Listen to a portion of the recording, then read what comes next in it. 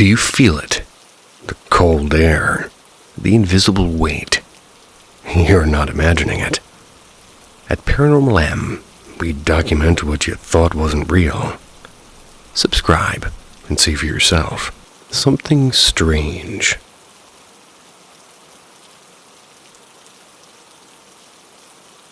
I'm not sure if dreams are something that counts as paranormal in this subreddit generally, but I'm having a hard time convincing myself that what happened last night was just a dream. Usually, I remember my dreams pretty well, at least when I have them. So the fact I remember this so clearly isn't what catches my attention. What did catch my attention is that it was very clearly my bedroom, the exact angle I was laying at, the exact scent of my air Febreze thing. Everything that I'd usually see in my room was there. Yet, it was a lot darker than it would usually be. I usually keep my TV on as I sleep.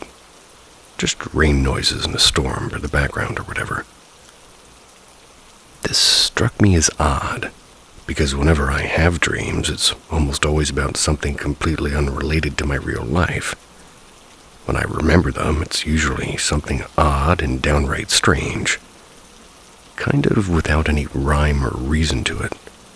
Just a jumble of all the media I'd consumed that day.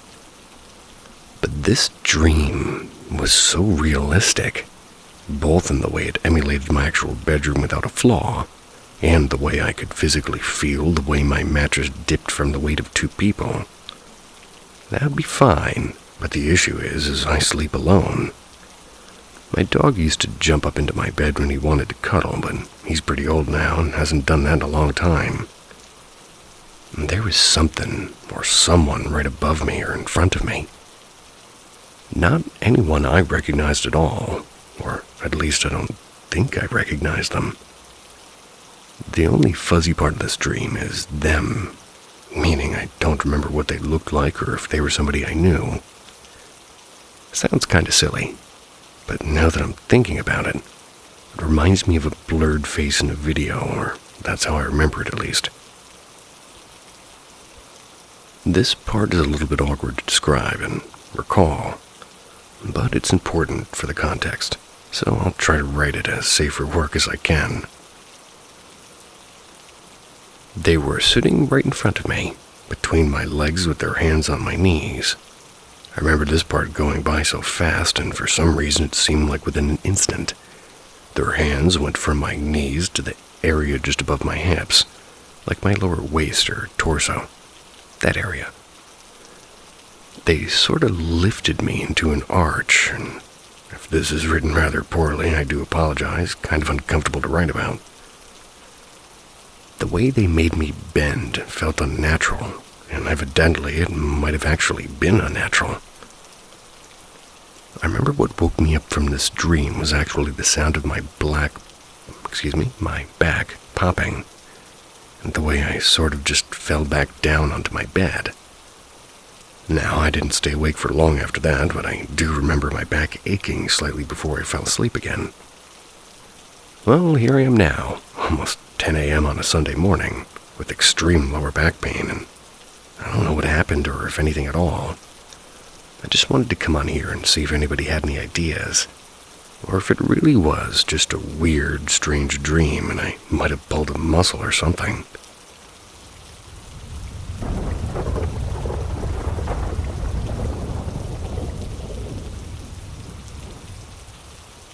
Is my grandpa trying to communicate with me? A couple of months ago, I had a dream where there were 3 deer in the road in front of my house.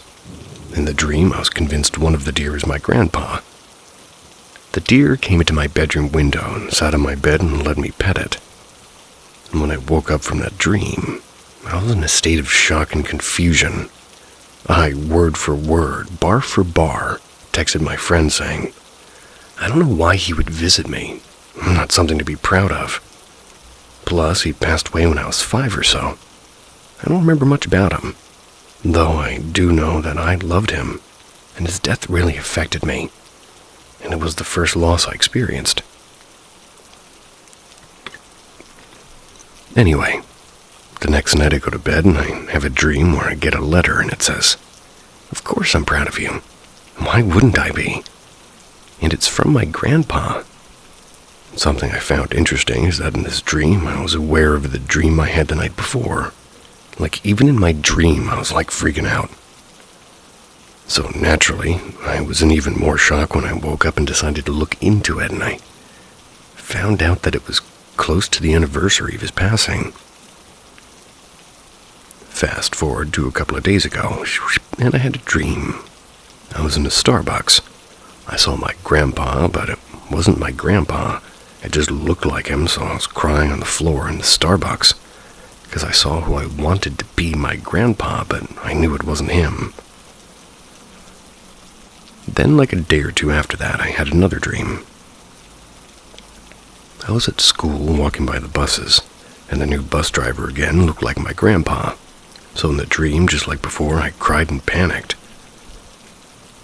So I guess really what I'm asking here is, do you guys think my grandpa is trying to communicate with me, or is he just coming up in my dreams because he crosses my mind a lot?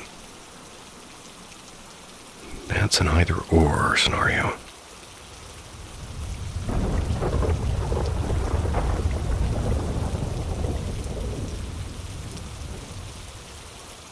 Demonic nightmare presence since I was 2 years old. I can vividly remember when this dark presence occurred. It was the night when my newborn sister was brought home. My mom would play the sound of rain and waves to help me sleep. I remember falling asleep back then, though. It was very vivid. I had nightmares of my newborn sister being stolen, murdered, and being dragged by shadows underneath her crib. I felt powerless in these nightmares, and they continued to occur until I turned about 10. But they were truly terrifying. They'd happen nearly every night, and watching my family and people that I loved get violently murdered repeatedly. Sometimes getting so formulaic that I could predict what would happen. Sometimes there'd be small creatures that would run around my home in these nightmares. They'd hide under beds and tables and bite me. And there would be shadowy but almost primate-like figures that would tap on the windows and leave nearly human handprints.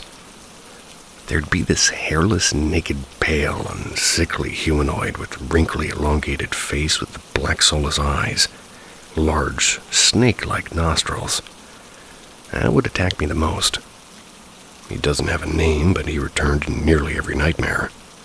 He'd always choke me or fight me. He could speak, and every time I sensed his presence, I'd lose my ability to speak. It would feel like I was vomiting, like I had mucus in my throat. And every time I would try and talk or scream under this effect, I'd make these gargled, non-human noises. These nightmares have stopped for years, but I wonder what it may have been. A supernatural presence or something psychological.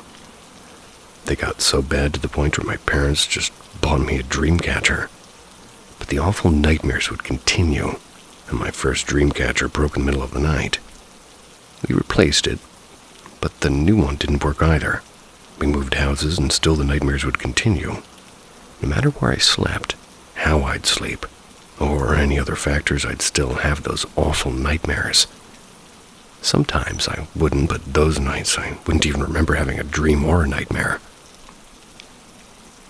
I'm skeptical about paranormal stuff and activity, but I don't know if there's any logical explanation for why this dark energy latched onto me as a child. For all I know, I could still be under its effects. My grandmother's a priest, and she blessed my house years ago, but even after everything that she did, my nightmares continued. And now they've stopped, but I still fear that dark presence from years ago. What could it be?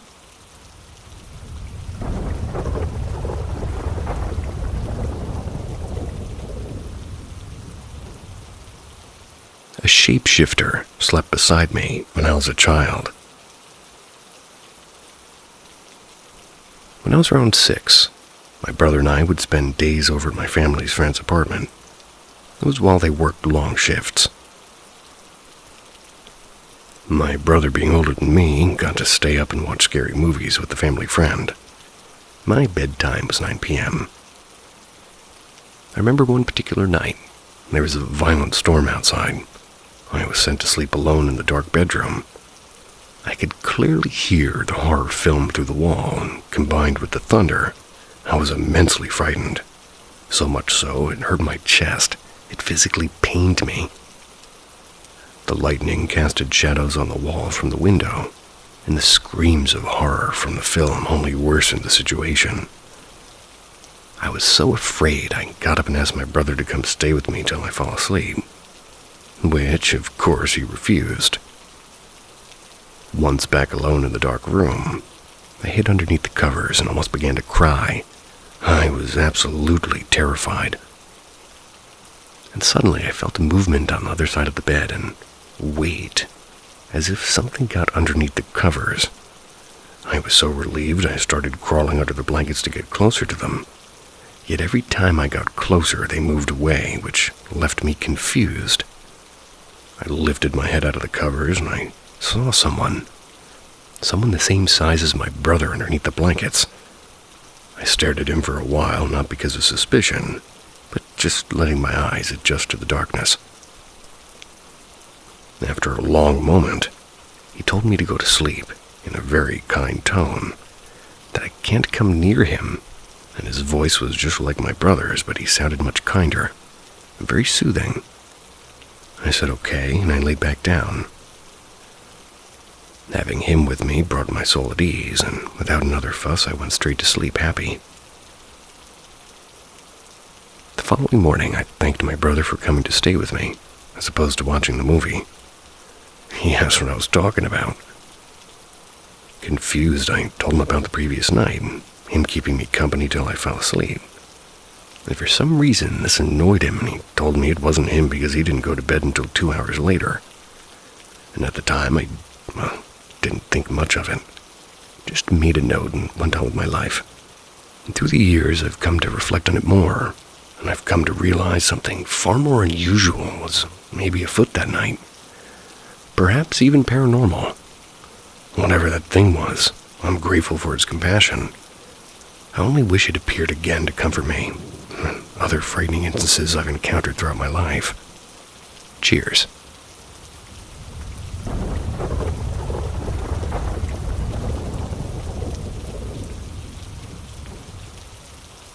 Things keep going missing daily. That my fiancé and I have acknowledged it, and given her energy. We both always thought we each had some sort of attachment.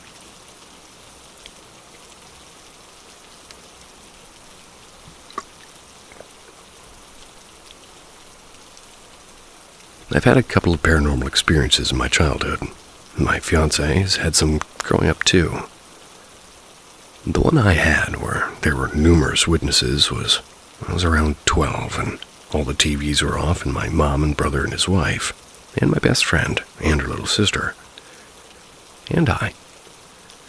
We were the only ones at my house, all standing in the kitchen talking, and out of nowhere, we hear loud banging, like somebody pounding on a door from upstairs and a male voice yelling something. I'm diagnosed with schizoaffective bipolar, so that's what makes this tricky. When I've experienced things on my own, maybe that's explainable.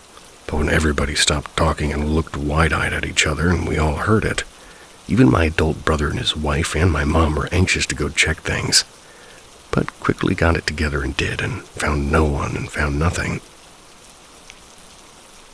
I've had other experiences, but I was alone, so those have always felt invalid to me. My fiancé growing up lived in this one house. It's a house that he and his family have said they all experienced crazy paranormal stuff in. Levitating heavy objects that his mom has even witnessed. A neighbor calling them when they were all on vacation, once asking if the old man that had been standing in the window for hours was okay, when no old man lived with them. His family used to always see my fiancé in rooms that he wasn't in, like he'd be asleep in his room and they'd see him in the living room. Couldn't have been him, I mean. I also experienced this once, I'd fallen asleep for a nap and woke up to him leaving the room to go to the kitchen, he told me. I drifted back to sleep, and then my eyes shot open and I was paralyzed, looking at him sitting next to me on the floor, just staring straight forward. But I knew he just went to the kitchen, and I could hear him out there, and I could move, and I tried to yell for him, and I couldn't. I was terrified, and I never experienced sleep paralysis before this incident or since then. I finally gained enough motor function to shut my eyes and turn my head away. And I just kept my eyes shut until I heard him come back in. Then I was able to move and tell him. I might not have an attachment, but I wonder if my energy has something to do with my experiences. Because I have very insane intuition and pick up on energy, and I'm very sensitive to it all. A few years ago, I went out into the kitchen in the middle of the night to get a snack. I was eating it by the fridge, and all of a sudden, 3 thick, empty glass wine bottles that were Halloween decorations, they just sort of rattled and flew off in the middle of the bar on the opposite end of the kitchen, crashed to the floor but didn't break. My sister was sleeping in the room and witnessed this with me. And his other siblings, I've talked about countless paranormal type things that have happened over the years, and we're in the same room to witness or hear them. None of us are, super into the whole paranormal stuff, and we always look for explanations on things because of still being some degree of skeptics. Okay, current day now. Things go missing out of their exact spots in our room on a day. We both dealt with this type of thing here, but nothing to the degree of every single day. I'm wondering if it's happening to this degree because the first time it happened recently, we acknowledged it more than normal. We talked about it for a while. I started looking stuff up about it. It started with a gray lighter I put in the same spot always, and he had to watch me put it there. 5 minutes later, it's nowhere to be found, just to then reappear right where I originally put it, where it disappeared from 20 minutes or so later. So that got us talking about it, being that we both witnessed this and had no explanation. Started looking stuff up and talking about it. Now it won't stop happening with numerous things. Our DAP container that was sitting on the bed vanished, and we looked everywhere and still haven't found it. It's been a few days. Gray lighter that disappeared and reappeared and disappeared again just to turn up buried underneath stuff between our wall and mattress. Now this bag and his wallet is gone today after I watched him put it in the normal spot, and he always does this, like last night before bed, and we can't find it anywhere. So 2 things that are currently still missing. Why is this happening daily now that we've given this type of occurrence more acknowledgement than ever before? It might have something to do with one of the things that you lost there. Maybe, maybe not.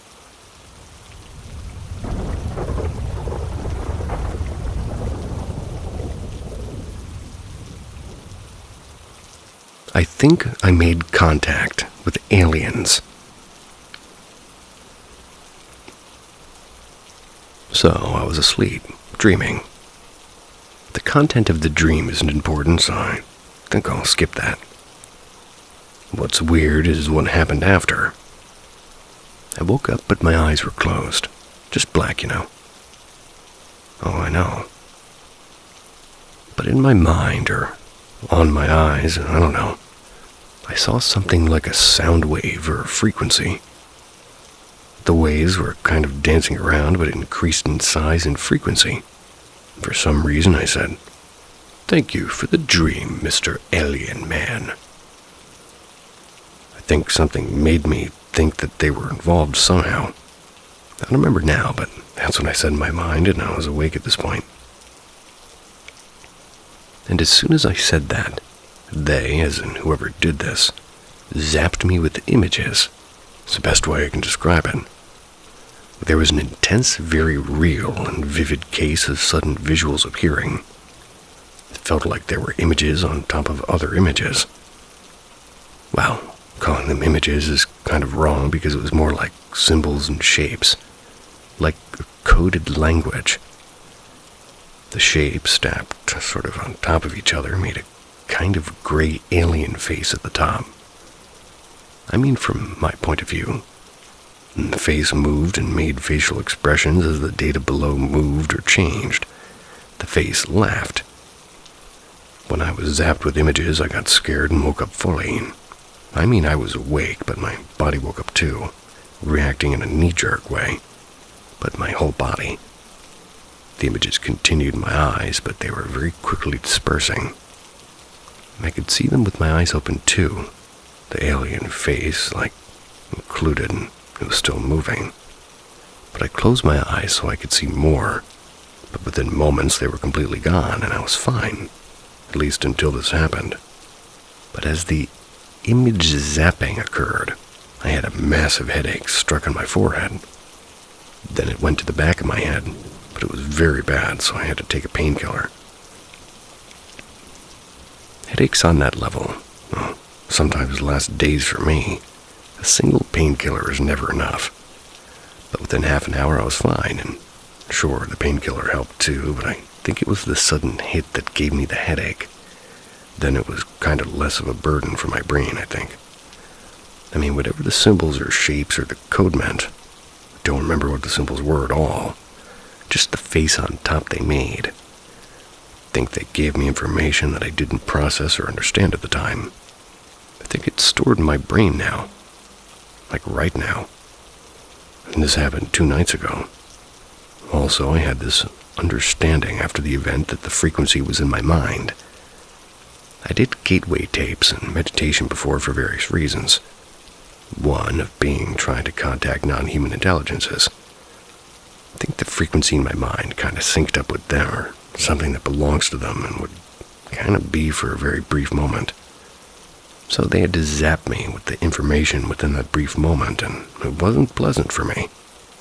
They couldn't contact me before my frequency synced up, or not at that level anyway, I think. Also, something I just knew somehow after or during the event. I think they can't or won't talk, like us. They communicated in images and symbols, very complex. I think they were doing what they were doing without me being aware of it.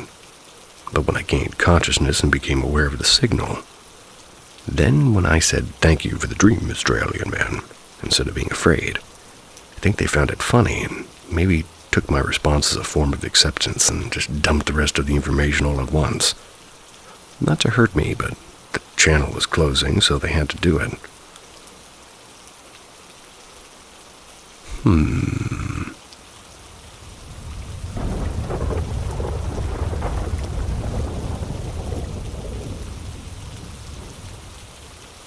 The Hat Man in the Caribbean. A true story from a place the narrator can't quite say, but is going to go for it. Curacao. There's a little symbol underneath the second C. I don't know what to do with that. I was born on the island of Curacao, or Curacao, a small Caribbean island near Aruba, and just off the northern coast of South America. I grew up in a quiet neighborhood on the far northeastern edge of the island, so far out you literally couldn't go any farther east. My grandparents were among the first people to move there in the late 80s, when there were only a few houses and dirt roads. Over time, more homes were built, and the area developed. Some people said the land used to be a burial site for native tribes, long before colonization. But that was just neighborhood talk and camping stories and old rumors, nothing official. I lived there for about 17 to 18 years, and it was peaceful. It was safe in a pretty familiar neighborhood. When I turned 16, everything started to shift. I got serious about my health, started eating clean, and stuck to a strict protein diet and cut out sugar and only drank water. I trained hard, going to the gym 5 times a week. My head was clear, my body felt strong. That same year, my mom suggested I move into a studio apartment in our backyard. It was a detached building, sort of tucked into the far right corner of the yard. Had its own kitchen and bathroom and bedroom. Total privacy. Independence. Sorta. For a 16-year-old, it felt like freedom. The backyard was big, and trees and plants and tall grass, and in the middle was a small wooden bridge that crossed over a grassy dip, leading to an old handmade gazebo in the far left corner. That had a thatched roof, and we all call it a palapa. Palapa? Palapa. At night, the yard went completely dark, except for the studio porch light and some glow from the main house windows. The center and left side of the yard, especially around the gazebo, were pitch black. And just before I moved into that studio, I started experiencing strange physical sensations. At random times, I'd get waves of goosebumps. The hairs on my neck and arms would stand up and my heart rate would spike. No thoughts triggered it, no fear, no danger. Just pure physical response. Like something was around me that I couldn't see. And it only happened when I was in the neighborhood, nowhere else. It was uncomfortable, and sometimes it lasted up to 10 minutes. Trying to sleep while your body is on high alert like that is not fun. But I got used to it, sort of. Once I moved into the studio, things escalated. I started seeing things and figures and shapes and energy in the air. A man in the distance. A little girl standing near the bushes. Always far, always quiet. They didn't feel aggressive, but they didn't feel natural either. And it scared me. Of course it did. But it didn't feel like I was losing my mind, and I wasn't paranoid. I wasn't hallucinating, and I was fully awake and fully aware. I just didn't know how to explain what I was seeing. My family isn't religious, but they're spiritual. My grandmother especially. They meditate and read spiritual books and talk about energy and intuition. I grew up all around that, but I always kept my distance from it. I'd never seen a spirit or had a paranormal experience. Until then. Then something happened that hit different. It was a regular weekday. I came home from school around 2:30. Said hi to my mom. As I passed her in the hallway, we bumped into each other lightly. And in that exact moment, I got a mental flash, an image in my head, uninvited and instantaneous. A toilet bowl full of blood. And it lasted less than a second, no reason, no trigger. I didn't say anything. Figured it was just some random thought. At 7 p.m., I went to the gym, and midway through my session, my phone rang, and it was my aunt. She never calls me, and we lived in the same neighborhood like most of her family. But we weren't close, and I didn't even call her auntie. Called her by her full name, because she didn't want to be called Aunt anything. So her calling me was weird, and she said, "Don't panic, everything's okay, but your mom's going to the hospital." I stopped mid-set. Wait, what happened?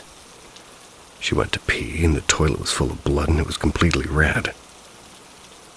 That image from earlier punched its way back into my brain, wrapped up the workout quickly, and rushed home. I felt guilty, like maybe I could have warned her. Maybe I could have said something, even if it sounded crazy. Eventually, doctors found a tumor the size of an orange on her uterus. And the healthcare system there wouldn't handle it properly, so I made plans to fly to Colombia, Bogota, where the doctors could give her better care. We expected to be there for months if needed, and that's when I saw him.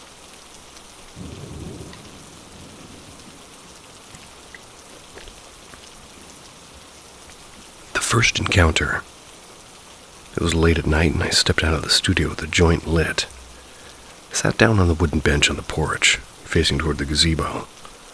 That's when I saw a figure standing dead center in the dark inside the gazebo. Tall, very tall. It wore a long cloak and a wide-brimmed hat, like a top hat or something similar. I couldn't see any arms or legs and no face, just the outline of a person completely blacked out like a void. But not just shadowy. This thing was darker than the night. I could still make out the vases or vases. and wooden shelves behind inside the gazebo. But I couldn't see through this figure. It absorbed the space around it, and I froze, full-body goosebumps and heart pounding. I didn't know if it was looking at me or the main house where my mom was, but I could feel its presence. It wasn't moving, it wasn't speaking, it was just standing there, watching. And it scared me. I didn't panic, though. I just did what I always did. I ignored it and smoked my joint, went back inside and played some video games. But this time, couldn't stop thinking about what I saw. Didn't feel like the other sightings. Those felt like spirits and human ones. This one didn't. The second encounter. A few days later, I just left a friend's house nearby and I was walking home. It was already night. When I got to the backyard, it was completely dark. The porch lights weren't on and the switch on the far end of the studio against the right wall. And that's where I saw him again. The Hat Man. Same height, same shape, same hat. Still no face, just a tall black void standing right next to the light switch. I froze. I just stood there staring. My skin lit up with goosebumps again. I looked away and then back, and he was still there. Thought about going to go get my mom, but I stopped myself. I was 16. I didn't want to run. Maybe it wasn't even real. Maybe it was in my head. I walked toward him. Slow, steady steps. Each one felt heavier. And the closer I got, the more I could feel the size of him. The air around him felt thick. Stopped right in front of him, so close that if he was like a living being, well, he would have felt my breath on his torso. I placed my hand on the wall next to the light switch. I was staring straight ahead, but all I could see was black. Not shadow, but void. No features, no textures, no eyes, just complete darkness. I was standing face to chest with something that didn't make sense. For a moment I hesitated. If I hit the switch, will he move, and will I finally see what this thing really looks like? I flipped the switch. And in that exact instant he vanished, gone with the light. A few months later, we went to Columbia. The doctors removed my mom's tumor, and they told us if we'd waited much longer, she could have lost her leg. But we made it just in time. She recovered. She's healthy now and more radiant than ever. Never saw the Hat Man again. Also, good for your mom. But if somebody calls you, you don't finish your set, you just go. But enough parenting. Not once. For years, I pushed the memory aside. I didn't think too much about it, and then 12 years later, I was scrolling YouTube, and a thumbnail caught my eye. A tall silhouette in a hat. Title: Who is the Hat Man? And that's when everything clicked. I clicked the video and started researching. Reddit threads and first-hand stories. People describing exactly what I saw. The same figure.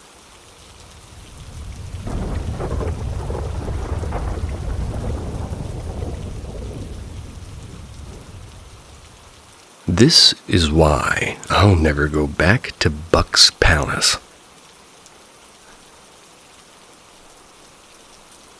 A few years back, I was dating a girl named Emma. One night, she told me about her past. How as a teenager, she and her friends played with a Ouija board. She said it started out as a joke, but ever since then, she'd felt like something was watching her. I didn't think much of it at the time, and a couple of months later, we decided to drive up to this spot that we called Buck's Palace. It's an old abandoned house on a hill with a massive balcony overlooking the lake. The house itself is locked up, but there's no fence or gate, so easy to walk right up. From the balcony, the view is insane. The lake stretches for miles with rolling hills in the distance. We started calling it Buck's Palace years earlier, because it's where I smoked weed for the first time with my friends. The name just stuck. That night, Emma and I brought a bottle of wine with us. No glasses, just passing it back and forth as we sat in the balcony, talking about random things and watching the sun fade over the water. The air felt thick, like it does before rain. but everything was calm and peaceful. Then we heard it. Clink. The sound of metal hitting the floor, like a spoon or a fork, and it came from inside this house. I froze, and I'd been there so many times and never heard anything from inside of it. The place was supposed to be empty. I looked at Emma, and she was already staring at me. "Did you hear that?" she whispered. "Yeah, let's go." We stood up and started walking around the house toward the parking lot. As we passed by one of the big windows, bang! Something slammed against the glass from inside. We jumped and quickened our pace. Gravel crunched under our feet, and we rounded the next corner. Thump! Another hit, and louder, another window. It felt like something inside was moving with us, hitting each window as we passed it. We broke into a run, neither of us saying a word until we made it to the car. As soon as we made it to the car, I turned around to look at the house again. And there it just passed through me. I felt it, like a wave of cold, heavy air pushed straight through my chest. Not wind, not fear, something else. For a few seconds, I felt a strange rush of emotions, and joy and fear and excitement and a weird sense of fullness. Like something had brushed right through me. I couldn't speak. I rushed in the car, and Emma kept asking what was wrong, but I drove there gripping the steering wheel with the hundreds of questions in my head. Haven't been back to Buck's Palace since.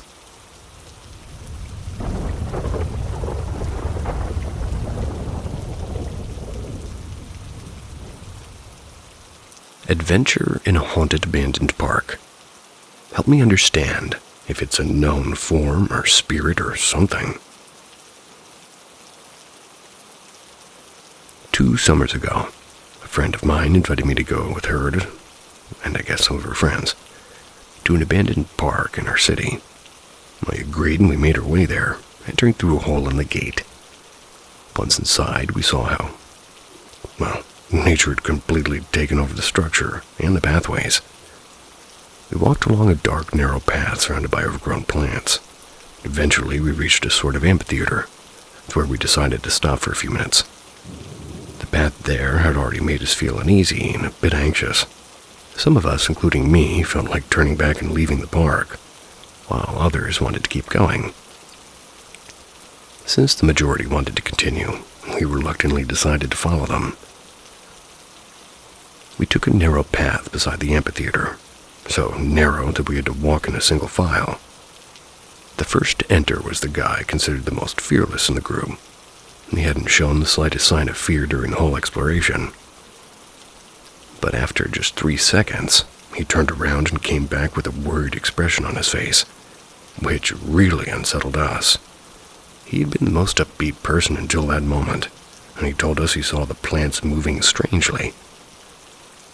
Suddenly, we heard crying, the sound of a young girl crying, strangely loud and clear, which scared all of us. And despite the fear, the brave guy said he felt a sense of responsibility to check if somebody actually needed help.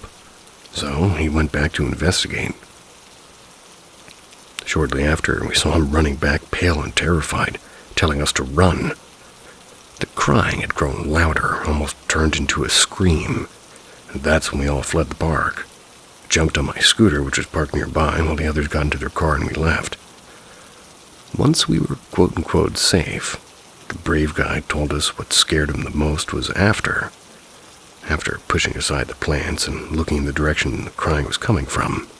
He saw absolutely nothing, and that's what truly terrified him.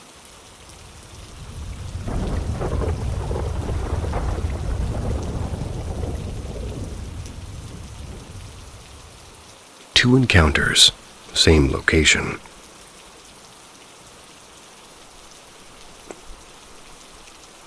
In the summer of '91, I was a young Air Force officer who'd recently returned from Desert Storm. Finally had a chance to get back home to visit my parents. They wanted it to be a special occasion, so they rented a cabin on a lake nearby. It was an old place with a sort of saddled back roof, but it was perfect for our reunion. All my aunts and uncles were going to drop by at that point, and we're all just kind of enjoying the lake time. One night near the end of my stay, my brother's friends were all over and were sitting around the kitchen table telling stories of our lives growing up out in that farming area. We all grew up in old houses and had tales of weird noises and other spooky events, most easily explainable. One of my brother's friends was sitting to my left. He had a pack of cigarettes sitting at the table with a big lighter sitting on top of the pack, as was common for smokers at that time. The cigarettes and lighter were in my field of view the whole time, but just a little bit to my left. All of a sudden, the big lighter shot across the room right past him. It was as if somebody had flicked it. He was staring at me, and I was staring at him, and both of us wondering how the other had done that trick when the lighter was clearly in everyone's sight. About 4 seconds elapsed. There was a clicking of a latch on an old china hutch up against the wall at the end of the table, and the door of the hutch just slowly opened up. The atmosphere in that cabin completely changed. It was almost electric for the rest of the night. None of us staying there could really sleep well after that. Flash forward nearly 10 years. And I'm now married with 2 young kids of my own, and still in the Air Force. My father had passed away a few years earlier. My mom was living in a small apartment near the lake, where we were planning to go visit. I didn't want to crowd my mom in her small apartment, so I decided to rent a cabin at the lake, and wouldn't you know it, the only one for rent was the same one from before. Told my wife about the events of my last visit, but neither of us were intimidated by it, so we rented it and had everyone over. Nothing happened until the last night we were there. We had put our kids to bed next door in the living room, with the nightlight on, kinda gone to bed ourselves. As I was drifting off to sleep in that cozy light sleep you get into sometimes, I heard something softly hit the floor near the end of the bed, and I figured it was my shorts that I had laid on the end of the bed. Maybe they were getting kicked off, and, I tried to drift back to sleep when I felt the end of the bed dip down. It was like somebody sat on it, and my wife startled awake and saying, "Honey, what is it?" To what we thought was maybe one of our kids coming in, my wife says she felt something like a hand come up the side of the bed touching her as it went, so she thought it was one of the kids. I turned on the light at her exclamation so we could take care of our child, but the room was empty. We went to check on the kids and they were all out cold. And on the way back in, I saw my shorts in the middle of the room. Told my wife what I thought had happened, and she said she had moved them on the chair in the corner some 4 feet away. That was before she went to bed. Something had tossed them into the middle of the room before waking us up. These are the only paranormal experiences I've ever had, and they were both in the same cottage with other witnesses. If I get another chance to rent it, I'm definitely going back. Never felt scared or threatened, just spooked because something we could never see was interacting with us. Seriously, weird sensation. Yeah, you could say that.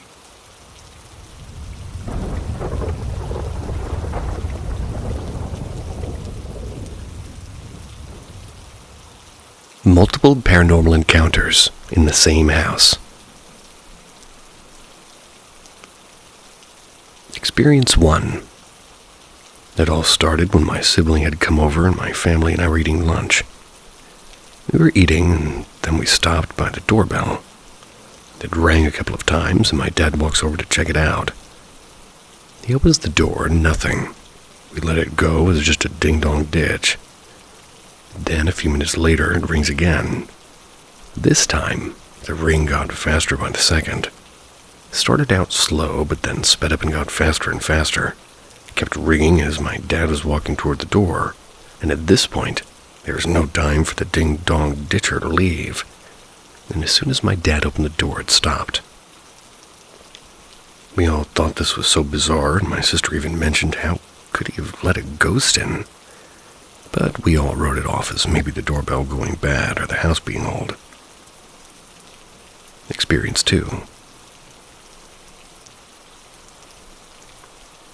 This one happened over a few years, multiple times, and is by far the most explainable, not to be paranormal.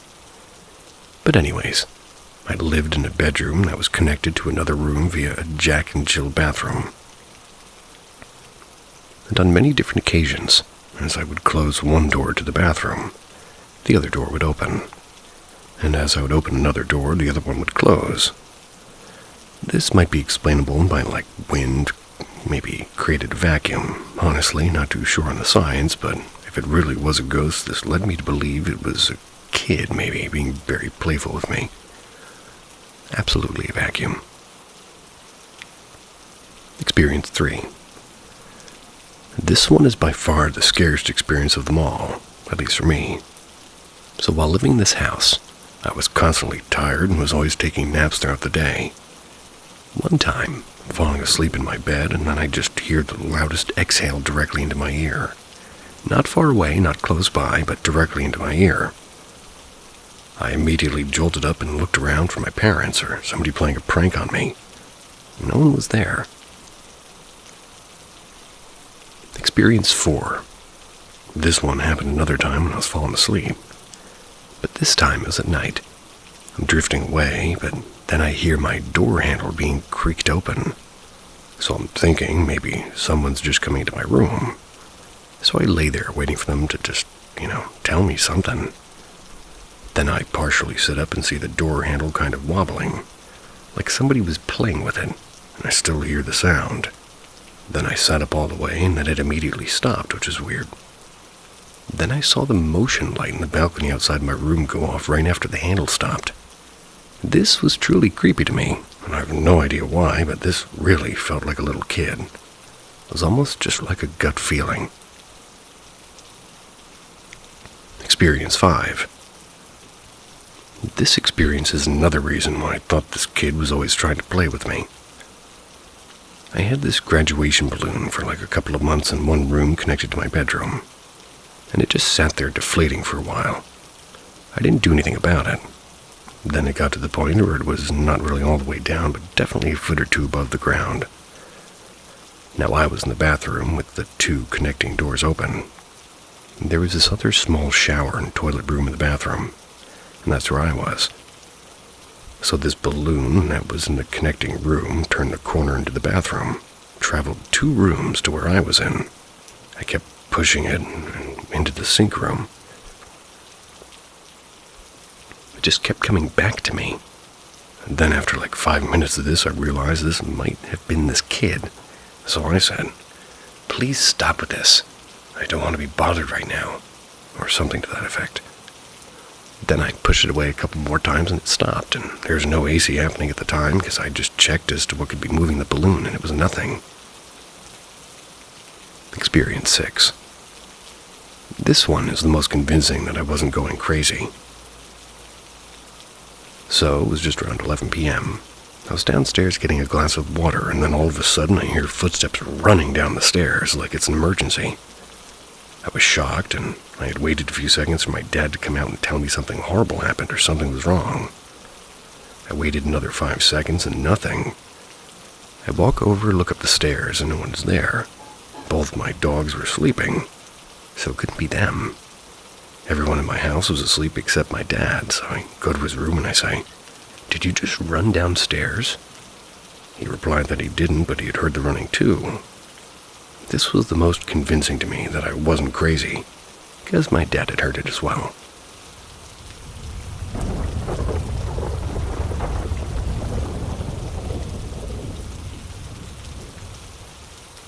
The man in the field. Thankfully, this didn't happen to me, but to my older brother. However, I will be writing from his point of view. This happened a few years ago, when he was around 17 years old. And one thing to know about my brother is that he isn't scared very easily. Or if he is, he does well at hiding it. However, when he was telling me about this experience, he looked pretty shook. Upon asking him earlier today, he told me that he didn't remember the story. A strange detail I thought I should include. He says he vaguely recalls something happening in the forest, but he's not sure about the specifics. For context, we live in the rural part of the English Midlands. In some areas, there's fields that stretch out as far as the eye can see, with many dense forests sitting right next to them, sometimes separated by a thin road. There's many dog walkers and families and gone-smoking teenagers who visit them during the day, but at night they're usually entirely abandoned. And so, this is where the story begins. The sun had almost entirely gone down, with just enough light to see. One of my mates had recently gotten his driver's license, so he took me and a few others out for a drive. We decided to go to a local forest, which looked very creepy at this early stage of night. However, most of us, me included, we'd grown up living near this forest and knew it like the back of our hands. Because of this, we were not frightened. We got out of the car and began walking around the forest, looking for a place to sit down, and kids often build dens out of sticks and moss where they're usually pretty sturdy, so we started searching for one of those. They were usually more dotted around, so I probably wouldn't have this taking too long. Halfway through our trek deep into the woods, one of my friends paused. We asked him what was wrong, and he shushed us, motioning for us to listen. We all stood impatiently, suspecting that he'd heard a twig snap as a result of an animal stepping on it, a common occurrence. How wrong we were. A low hum vibrated through the air. It sounded like it couldn't be more than a few meters away. It was a man's voice, but cracked and damaged, like that of an elderly person. The hair stood up on the back of my neck, and there had been no cars other than that of our own. And that's at the entrance to the site. The sense of imminent danger filled my gut. Must have done so to my friends as well. We wasted no time and ran, not stopping until we got back to the car.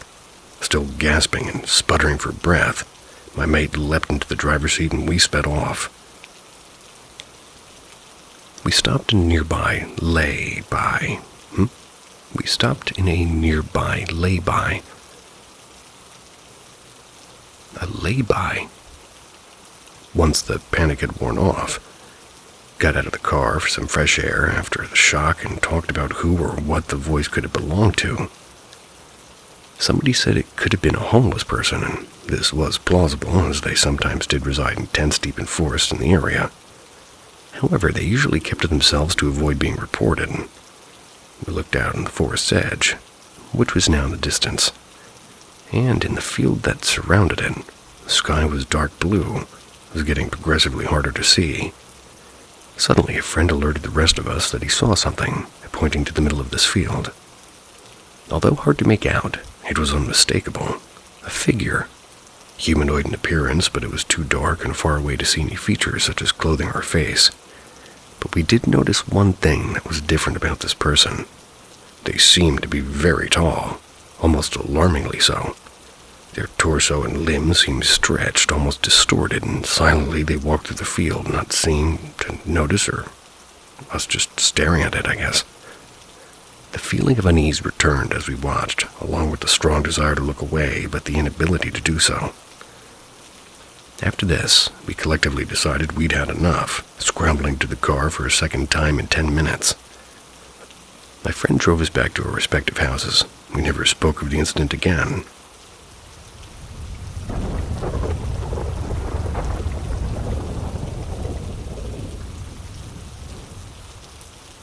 Appalachian Night Swim. So for context, me and my boyfriend's family are on vacation. We're at an airbed and breakfast in the mountains in North Carolina. And we're from Tennessee, born and raised. So mountains and night adventures are no stranger to us. Tonight, we, being me and my boyfriend and his sister's husband, we're at the hot tub and decided it'd be a good idea to take a trip down to the lake. It's about 10:30 p.m. at this point. It's quite a steep walk down to the dock, so we took our rented UTV down steps through the forest to get there. As we arrived at the dock, we came down from the second floor to the first floor. Only way out is through the second floor, as there's a bridge connected to the land there. We peeped over to look at a fish swimming by the ladder. As we congregated, the dock suddenly shook, accompanied by a large bang. Of course, we broke into somewhat of a frenzy trying to figure out what the noise was, trying to rule out any possible explanations like weird earthquake or big fish hitting the bottom of the dock. And as we did so, we returned to the second floor of the dock looking around for answers. With the help of our footsteps, we managed to figure out that the only thing able to replicate the sound was us jumping on the second floor. We sort of freaked out after this, quickly made our way back up to the UTV with strange rustling coming from the bushes, sort of like following us. I'm not sure, it was absolutely terrifying, and a little inexplicable to us. I don't think it could have been a deer or a large animal because it's a bit of a tighter squeeze across the bridge with the railing. However, for the sound to be possible, whatever it was had to be at least 100 pounds, and coming to the second floor without footsteps, unless we just didn't hear them. On top of this, we arrived at the top and parked the UTV, completely silent and in shock. We walked through the front door to be greeted with an extreme concern as everybody heard screaming coming from outside. What? I don't know, it's just very confusing. And I was worried that we were about to get ate up by a skinwalker or something.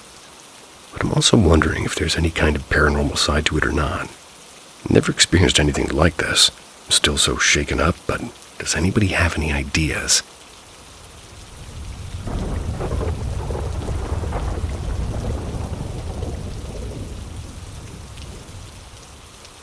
Creepy encounter during a wedding. When I was around 11 or 12, there was a wedding near my house, and I was invited. I went with my mom, and weddings at night are pretty common where I live. At the wedding, I'm hanging out with some neighborhood kids who are older than me. Most of them decided to go to a nearby park, which was right beside a temple. The scary part was that both the park and the temple were located inside a forest. It wasn't a huge forest, but it was still creepy at night. There was another kid. Let's call him Max.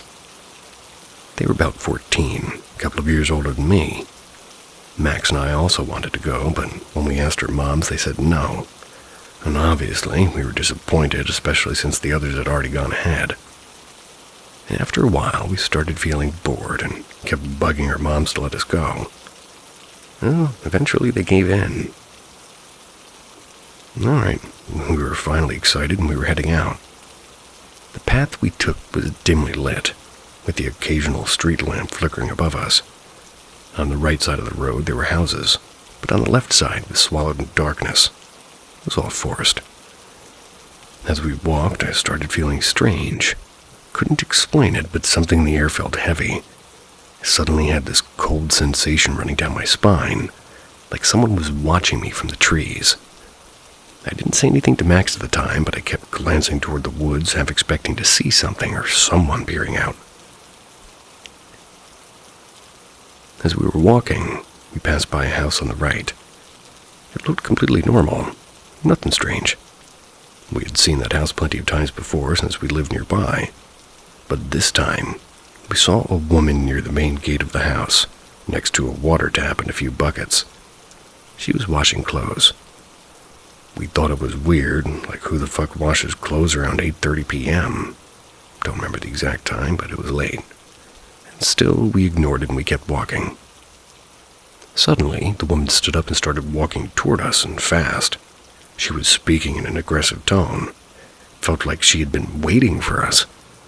At first, we thought she was somebody to someone else, but she kept coming closer. We couldn't understand a word she was saying. We were starting to get nervous. We turned around and started walking back toward the wedding.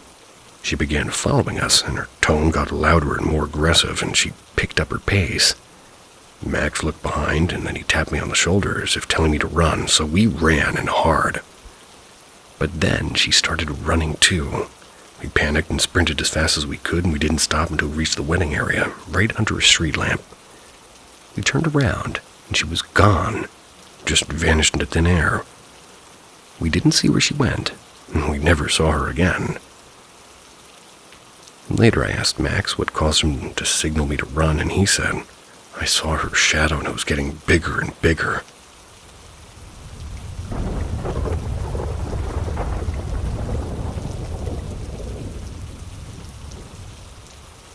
My experience of paranormal activity.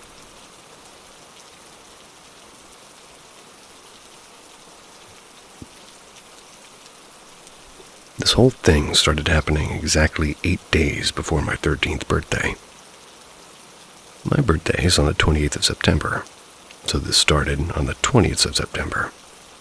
And every night for those 8 days I had nightmares. Nightmares would be sometimes normal and sometimes not. Usually my fears of being chased.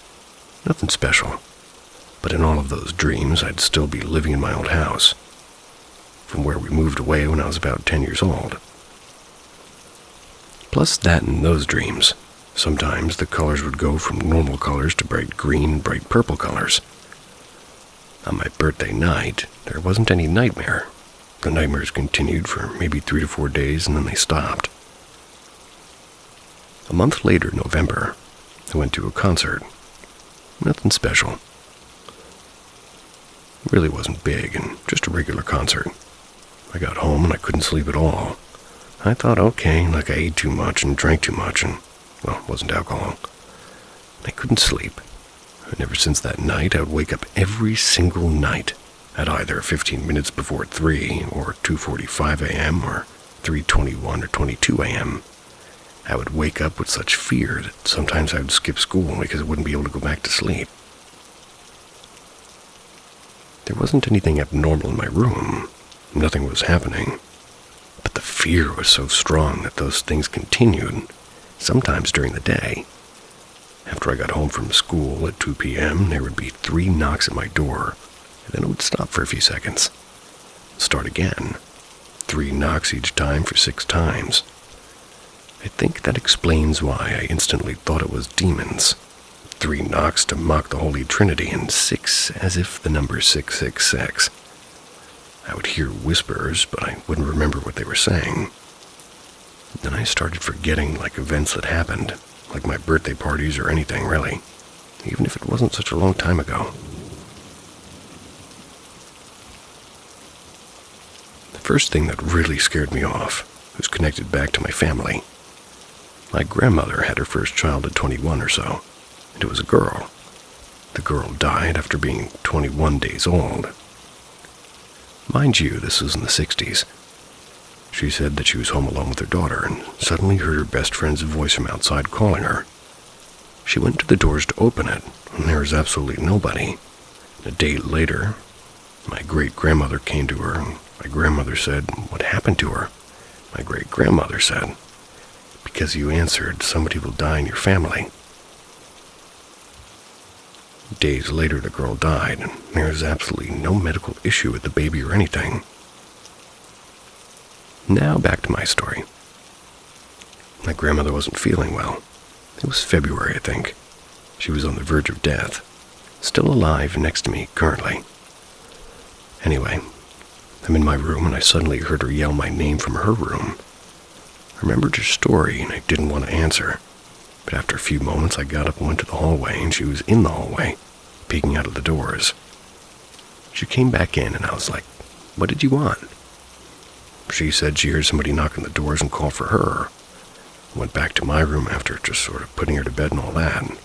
And I'm again sitting on the bed studying something when I hear her call my name again. This time I went instantly to her room and she was asleep. My brother said he didn't hear anything. And later that night, I was going somewhere with my mom, like a long car ride, and I told her what happened. For some reason, she got so scared she was like, "Do not ever do that again. My grandmother's got better things." Or, excuse me, my grandmother got better, etc. Now it's March and I'm asleep.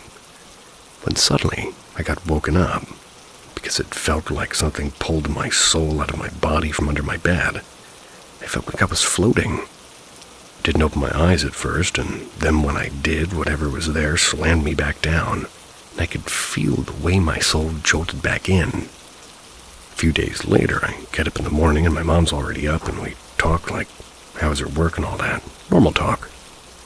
When all of a sudden, she said that at night, around midnight, she heard me speak while I was sleeping, and that there was a sound like my closet door being constantly slammed shut the hardest somebody could do it.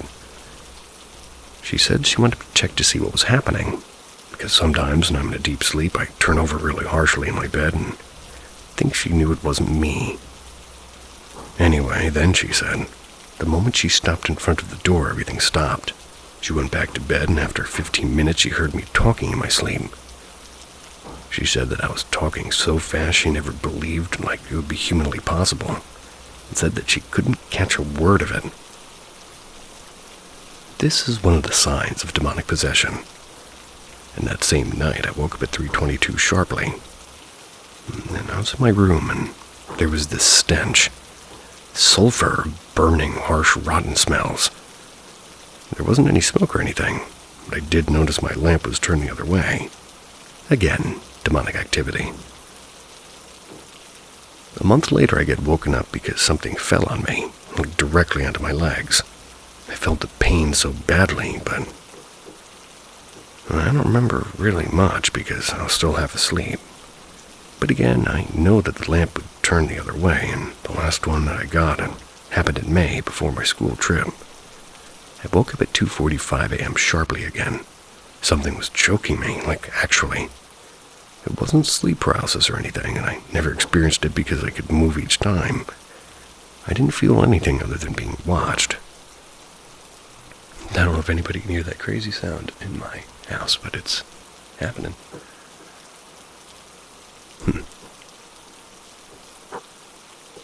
Where was I? Back to the story. Something was choking me, and I opened my eyes, and I think there was a person that went out of my doors, but I instantly went back to sleep. And in the morning, I asked my mom if she maybe came into my room.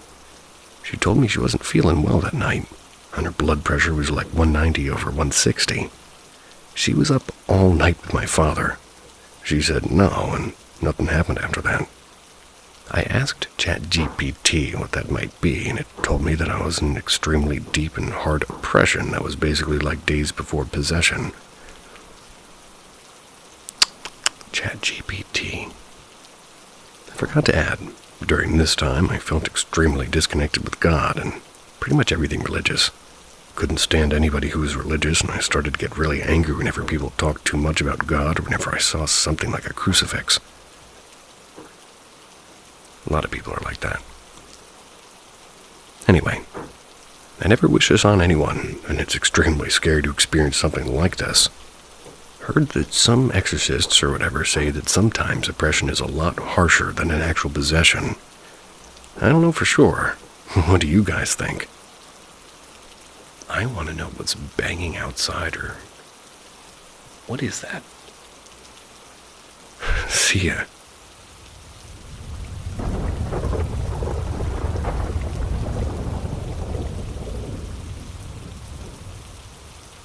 Calling all believers in the extraordinary, Paranormal M is your hub for first-hand encounters with the supernatural.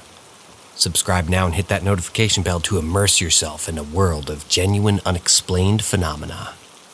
2-foot-long praying mantis. It happened in Brooklyn, New York in the late 90s. I was in the 2nd or 3rd grade. S was around 4 years old. We had a back porch overlooking a small fenced yard and lawn. We'd get the occasional regular-sized praying mantis. According to S, one day she was playing in the yard while my mom was hanging laundry up in the back porch. Apparently, this thing just suddenly materialized right there in the middle of the yard, because S says she turned around and there it was. She just stared at it for a few moments, not sure if it was a toy or what it was. She said it looked like a 2.5 to 3 foot long praying mantis with big red eyes and tiny black pinpricks for pupils. When the fear finally hit her, she ran up the stairs shouting for Mom. She could express at the time that it was just a big bug. My mom barely reacted, of course, because kids get scared by normal bugs all the time. Well, the damn thing followed us up the stairs. For so long I've imagined what that thing must have looked like. She was convinced that my mom, or rather she convinced my mom, to go inside with her. That's when Mom finally saw it. While she and S were watching it from inside through the mesh door, the praying mantis perched itself in one of the chairs on the porch.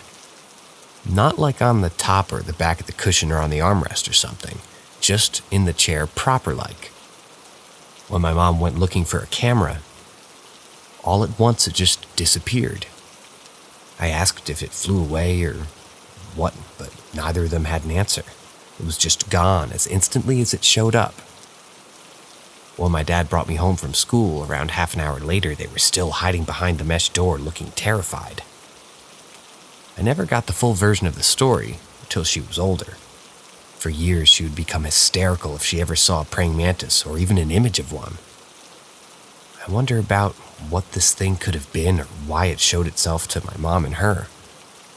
I do know, however, that as I got older, I found that my mother was a very abusive woman. And her, I believe, suffered the most because of that. It makes me wonder if one of the people I've told this story to is right about it being maybe a demon or at least a bad omen.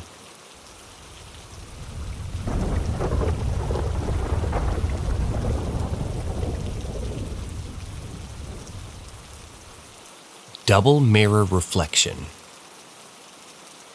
We have a full-length mirror in our bedroom that my wife will sit in front of when she's getting ready to go out. She sits down and puts on her makeup and sometimes listens to music. It's angled in such a way that I can see her reflection in our bathroom mirror as I come out of the shower.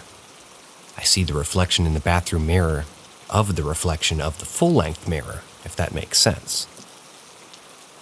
A couple of years ago, we were getting ready to go out and I forgot a towel. I knew that she had washed all of the towels and I forgot to pull one out of the dryer before getting in my shower. So when my shower was done, I pulled back the shower curtain and saw her in the reflection, or the reflection's reflection that I was just describing. "Babe, can you get me a towel?" Now her back is to the bathroom, but I can see her look up into the mirror and just stare at me. Doesn't say anything, just a blank stare. "Babe?" Nothing. No response, but that weird stare. I figured she was mad that I didn't grab a towel, so I walk out of the bathroom naked and wet and head downstairs to our first laundry room. It's on the other side of the kitchen. As I cross into the laundry room, I literally bump into my wife coming out of the laundry.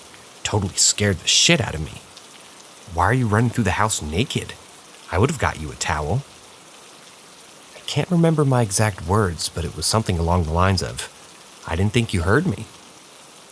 So I walked slowly back upstairs and slowly peered into the bedroom, half expecting some ghost to jump out at me, but there was nothing. No one in front of the mirror, and no one in the bathroom.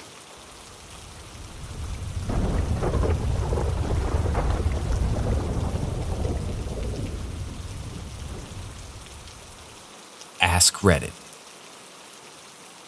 My stepmom had a dog, a Bichon Cocker Spaniel, so fairly small.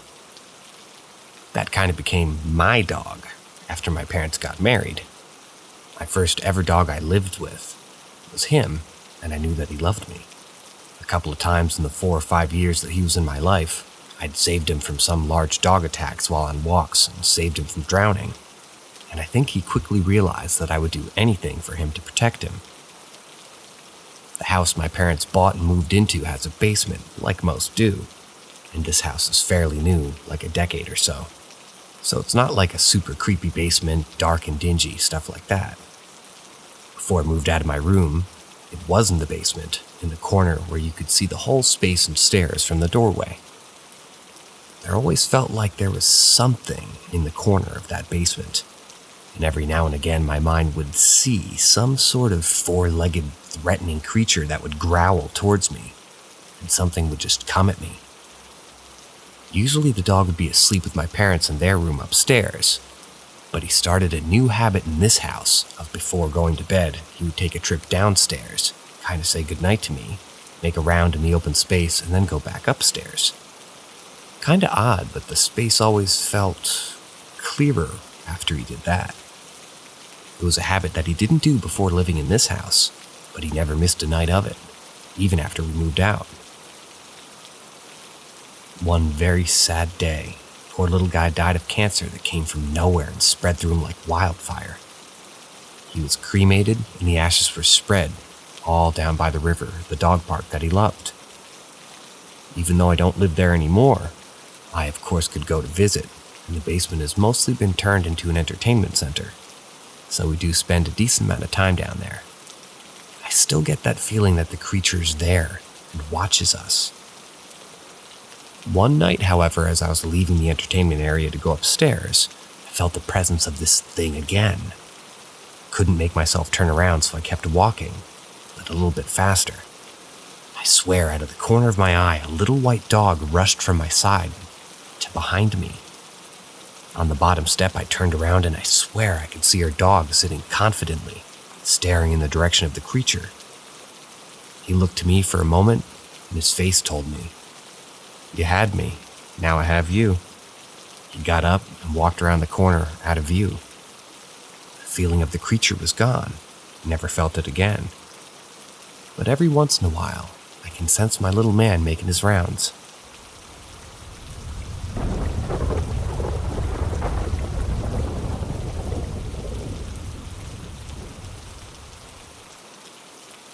Ask Reddit 2. A few years ago, after I had graduated Bible college, a couple of college friends and I had been out for coffee and chatting late enough that the shop had to close. We didn't feel like we were done hanging out, so because this was the town that I had lived in for the past 12 years, my three friends asked where a cool place to hang out was. Preferably a place that didn't have, hours of operation, as it was now past 1 a.m. Didn't take long for me to remember this nature center near my old high school that had a beautiful walking path that went around a small lake. So I suggested there, and off we were. We parked in a public lot in front of the school, so there was no risk of towing or tickets, and we walked across the football and track field towards the nature center path. Now, the walking paths were closed off by an almost complete fence, as you were supposed to enter by the main gates at the pavilion. But because I'd been in photography class in high school, we had found a way in for free that didn't also require a long walk to the pavilion about half a kilometer away. Just up the sidewalk beside the football field, the fence turned to cut through some trees. But in the trees, there was no fence, so you could easily get in if you were okay with a little bit of foliage. Just up the hill from this line of trees also happened to be the city's graveyard, which was also right beside a mental health hospital that was about 100 years old. So it hadn't always been the loving facility it now claimed to be. While my friends and I walked up the slight hill to the trees, one of them spotted the gravestones and inquired about what else was there. Immediately, everybody forgot about the nature center walk and we continued up the hill to see what this small cemetery had. And we had visited it during photography class as well, by the way. Being that I'm already sensitive to spirits, I gave a little prayer that the Holy Spirit would protect me, but also show me and us if there is an area that we should or should not go. We walked around the small section, occasionally feeling the need to pray for an unrestful spirit to be at rest, until we discovered that the cemetery continued up to the next level of the hill and actually stretched for a kilometer or so back. We continued to walk around, sometimes praying, sometimes just noticing the ages on the stones, maybe appreciating a cool name here and there. One of my friends, Eric, who also seemed to be sensitive to spirits, but whereas I was turned away by how negative and possibly dangerous some seemed to be, he was drawn to those same ones. Occasionally there would be plots where he lingered and I felt my spirit become heavy, but on those, we'd pray for peace, and once it felt clear, we'd move on. As we walked east toward the back of the cemetery, I could sense something very unsettled in the far corner. I prayed again for protection for mine and my friends, and we got closer, but I couldn't shake this growing feeling that I specifically was being watched by something in that corner. As we got to that last row, my friend ventured north to each plot, but I decided it was best to stay further away, fully aware that not only was this spirit unsettled, it was angry. I told them about it, and they prayed as much as they could, but neither of them could sense or feel it, so they prayed wherever I pointed or gestured to. Eric, however, seemed quite content to linger in that last row, even hanging back for a while as we moved on. As we turned to walk south, away from the angry spirit, I could feel the eyes burning into my back, giving me chills like I'd never experienced. I continued to pray for our safety, focusing more specifically on me, but it seemed that almost every word I whispered in prayer, the angrier it got. Until this point, any spirit we prayed over either found peace or at least stayed where it had been. Not this one. As we moved further away, I could feel it was just as close. My two friends decided it would be best to have one on each side of me, almost as protection. They had hoped that Eric was further behind, and that would cover my back. Well, it didn't. We kept walking, and it kept following, getting angrier and angrier as we went. I checked over my shoulder over and over, almost expecting to see some sort of creature physically following. But still, it was only a dark shadow, almost unnoticeable, almost excusable. There came a point as we neared the southernmost path that all of a sudden, out of nowhere, I couldn't feel it anymore. It was gone. It was like it had reached its tether point and couldn't go any further. I breathed deeply and I relaxed. We were finally in the clear. We turned west and kept walking, and we could see our exit only a few rows away. My friend on my left got distracted by a cool gravestone and stepped away from the side completely, which I hadn't barely noticed. Then it touched me. Being suddenly surrounded by a spirit of fury, it grabbed my shoulders and it felt its hot breath as it whispered into my ear. I didn't even give it time to say anything. If I did, I would have remembered or understood it. I just yelped and jumped away, hopefully out of its grasp. All three of my friends jumped into defensive mode and prayed for it to leave me. And once it had been pushed far enough back, we booked it out to the exit. Just outside the exit, a security guard from the mental health home was looking in, probably concerned that he saw 4 young people walking around the cemetery. As we booked it past him, he asked if we were in danger, and we honestly didn't know how to even answer him, as most people laugh at us when we explain how real spirits and ghosts are. Not stopping to talk, we passed the man and continued back down the hill towards the school, the guard just staring into the cemetery, looking for what we were running from. The whole way back to my car, my friends were praying that if the spirit had attached itself to me, that the bond would be broken. And before we got in the car, they prayed more, and the whole drive home they prayed that it wouldn't and couldn't follow.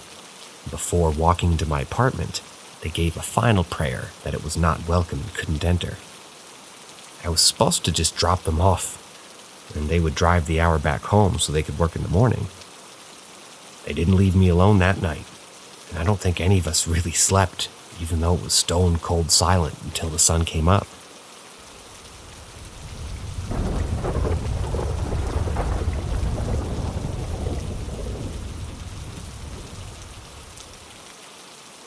So I'm no longer allowed to talk about paranormal things in my household. I'm married, 23, and now I have 4 dogs. Because I've had quite a few things happen to me growing up. On July 4th, 2020, in Alaska, me and my wife, my buddy, and his wife decided to go to the hot springs and rent a cabin. While there, we came up on the subject of the paranormal and I explained the things that had happened to me previously.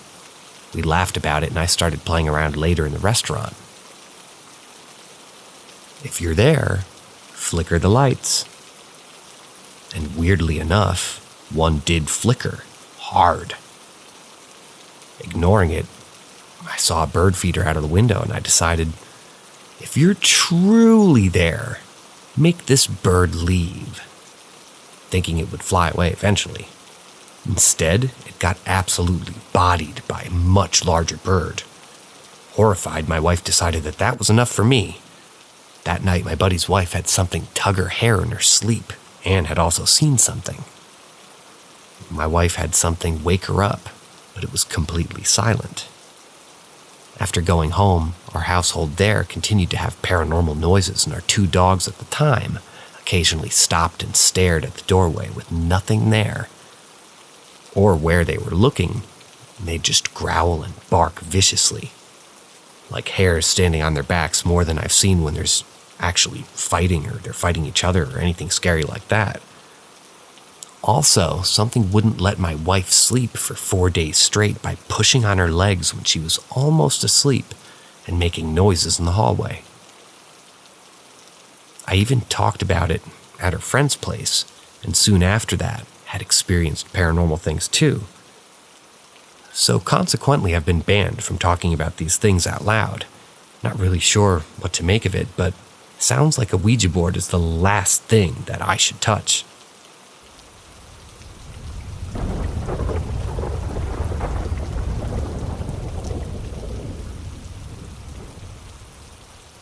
Am I schizophrenic or just seeing ghosts? My family's always been said to be spiritually inclined, and I've always been on the edge on believing it, so I want people's opinions.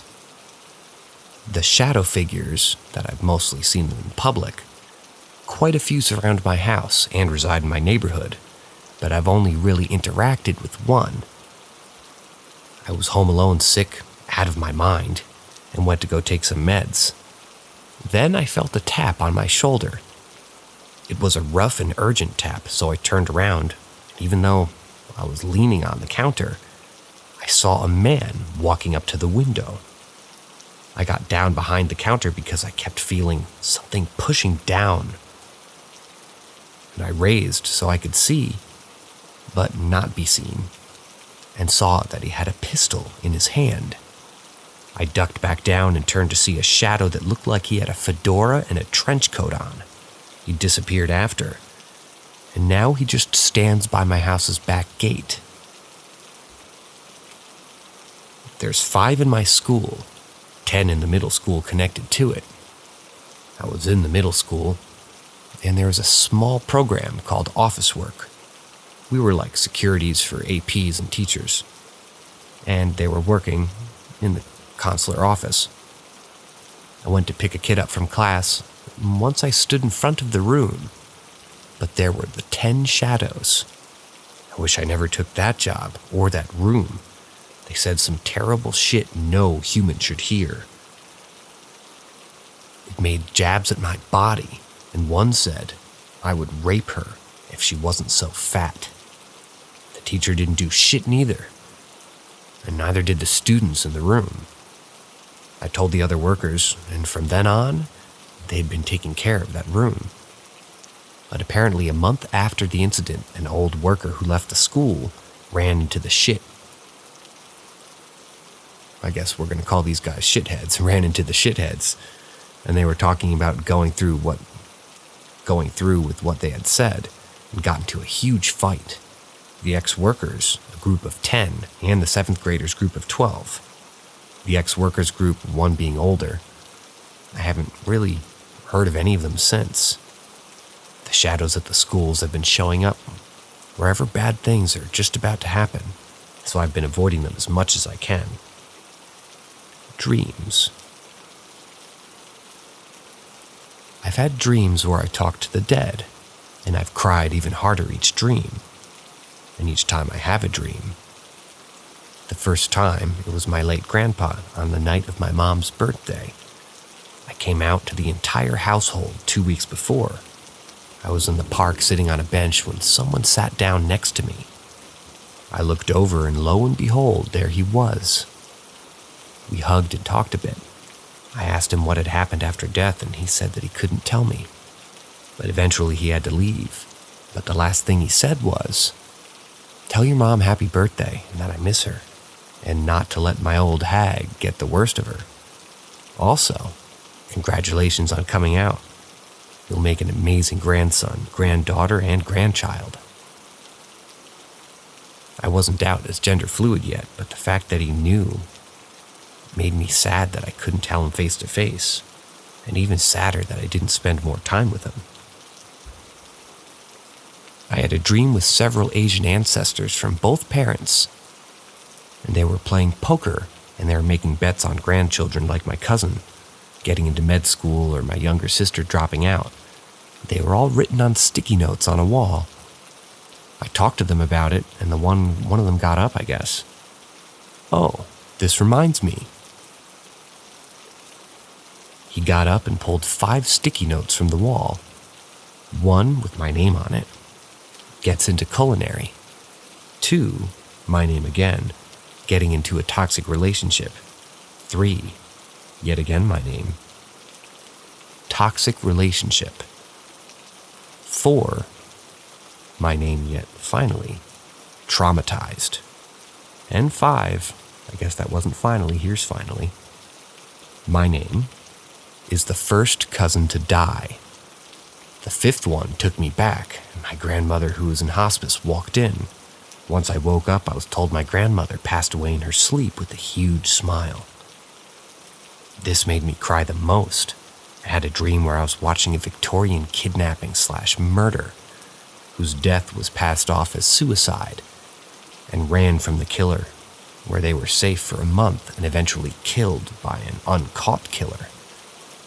They didn't tell me their name. They didn't talk. They just sat with me and wrote her will and wrote to me in a notebook. But I couldn't find any source other than a photo of her tombstone in real life. I watched as her life was taken from her, and I couldn't wake up or move. I couldn't do anything. From that point on, I haven't had any more dreams for a month now, but the shadow figures keep closing in on the house over the past week, and I don't know what it means.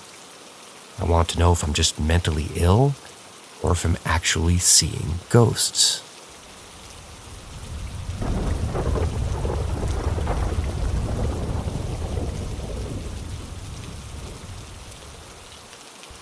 Ghost in math class. This happened when I was in 8th grade. I was sitting in my math classroom silently doing my homework. Keep in mind that my teacher had just yelled at the class, so absolutely no one was talking and no one was allowed to get up from their seats, no matter what. Strict teacher. As I was working on my math homework, and I felt a rather hard double tap on my left shoulder. I turned my head. No one was there. I sat in the back left corner, so no one could tap me from my left. The person who sat to my right was absent that day, and the person in front of me couldn't have tapped my shoulder. I would have seen them, and plus, they weren't allowed to get up from their desk.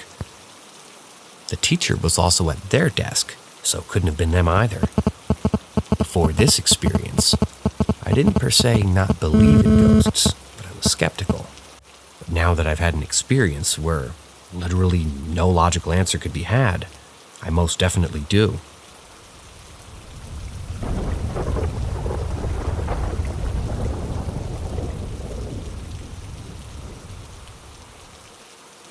Dream visits.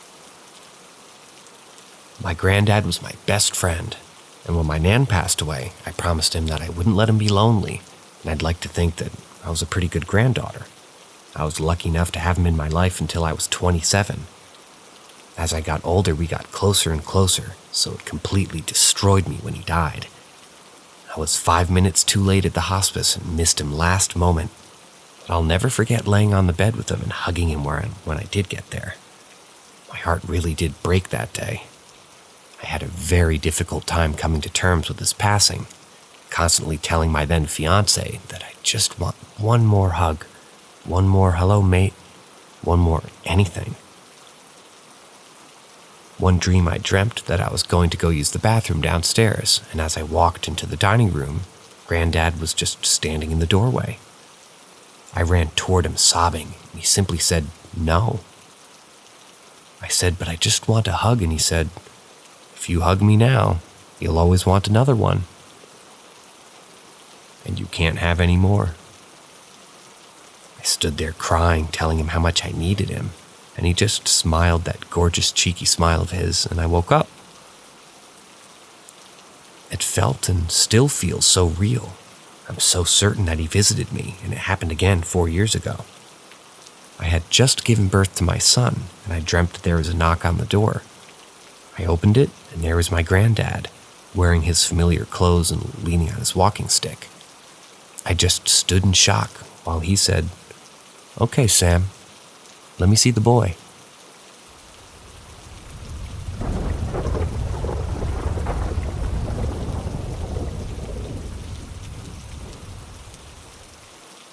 loud crashes and scratching in the night. For the past week and a half, my fiance and I have been hearing weird noises at night. They always happen around 3 or 4 a.m., and always in the same order. There's a loud crashing noise from the kitchen that sounds like plates crashing on the ground. Next is what sounds like our dryer or washer machine door slamming shut. Finally, we hear scratching noises around her room. My fiance has claimed that she's heard footsteps, but I haven't heard them yet. I live on the 3rd floor apartment with no one above us, but we have someone to our side. There looks to be a crawl space/attic area above us, so maybe it's rodents doing the scratching and my neighbors slamming doors, but I can't justify the noise of plates crashing. Additionally, we're dog sitting and the dog ran out of the room early in the night barking and heading for the front door. I want to say that it was maybe a neighbor leaving or coming home. However, the dog was growling once we got to him, and we got him to lay on the bed until we got up for the day.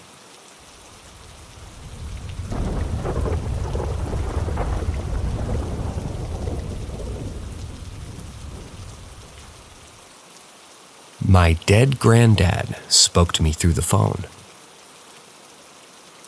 I must state that I didn't believe in spirits or the afterlife until this moment.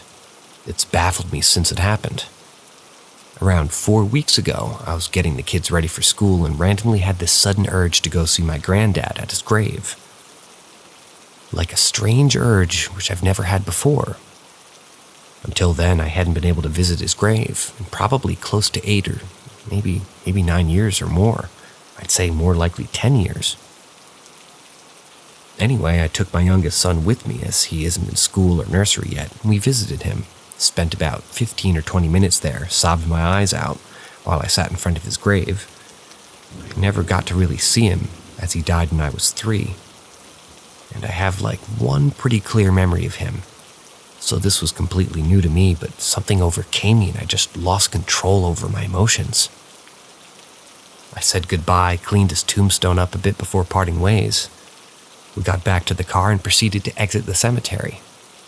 I must stress that the radio was on. There was no noise in the car at all. My phone was in the cup holder upright, with the case closed, so impossible for me to touch anything or catch something by mistake. My son was being quiet in the back, very rare for him. We drove out of the cemetery. We got no more than 15 or 20 seconds down the road when my phone's voice, Bixby/Siri, literally said, "Hey, that was really nice spending time with you today. You've made my day." I pulled over in disbelief of what just happened and called my mom to tell her. I couldn't hold it together and absolutely cried my heart out until I could drive again. It was a little creepy, but also very, very heartwarming.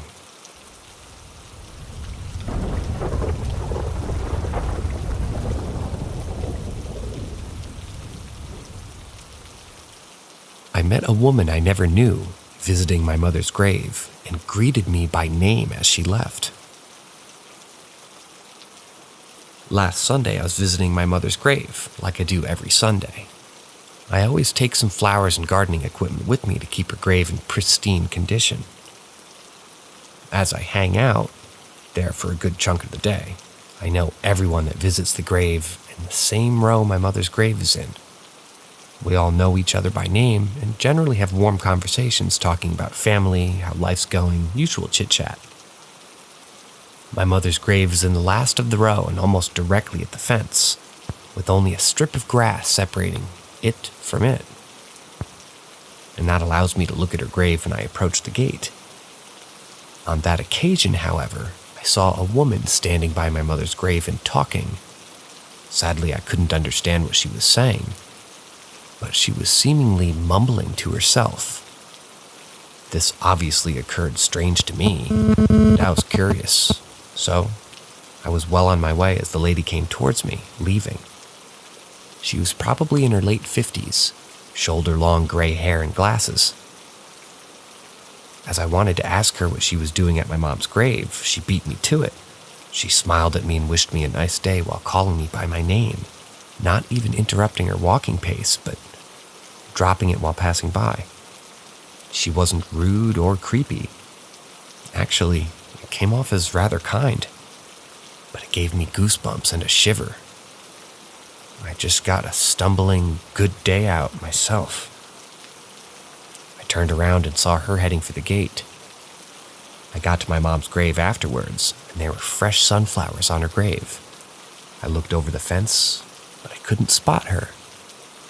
I got to work and left the flowers I brought too. When I got home, I approached my dad about it, if he knows such a woman, relative of him or former colleague of her. He didn't.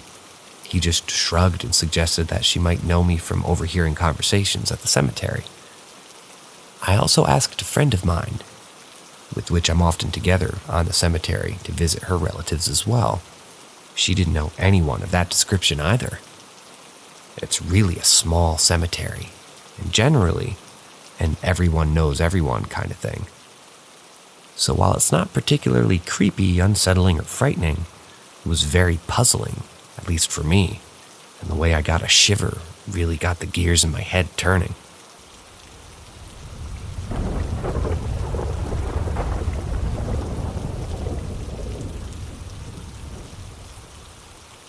The ghost demon that kept following me. So when I was 14 or 15 years old, my parents owned a trailer. One of those that you attach to the bumper of a truck, so a travel trailer. I had bunk beds in it, and I would sleep on the top. We went on a trip near Cloudcroft, NM, during COVID. We went to get out of the house. On the third night, I remember getting up in the middle of the night. It was pitch black because we were out in the mountains. When I peeked out of the curtain, I could see this figure in the dark, and the only thing I could see is its piercing white eyes looking at me. I lay back down trying to sleep again, but not longer after do I hear scratching on the floor. I didn't get up, but I felt a presence behind me, as if it was just looking at me. I remember crying to sleep that night. The next encounter I had was in my own room. I was 16 at the time, and it was around 12 a.m., maybe to 1. I was just scrolling through my phone before bed when I turned off my phone, and after 15 minutes of trying to go to bed, I opened my eyes and looked at the foot of my bed, and it was just staring at me. Again, I put my head underneath the covers, trying to get rid of it or make it go away. It was just observing me. I could feel its eyes seeing through me. My last encounter was also on a trip, this time to San Antonio. It was night again, but this time my parents bought a new fifth-wheel trailer, and I had my own room with the door. I was staying up on my phone once again, but this one is different. I couldn't get it all. But this one is different. If couldn't get in all I remember, interesting wording, is that I was scratching the door. Trying to get in, after a while, I think it gave up and thankfully left. I apologize for my abbreviations there.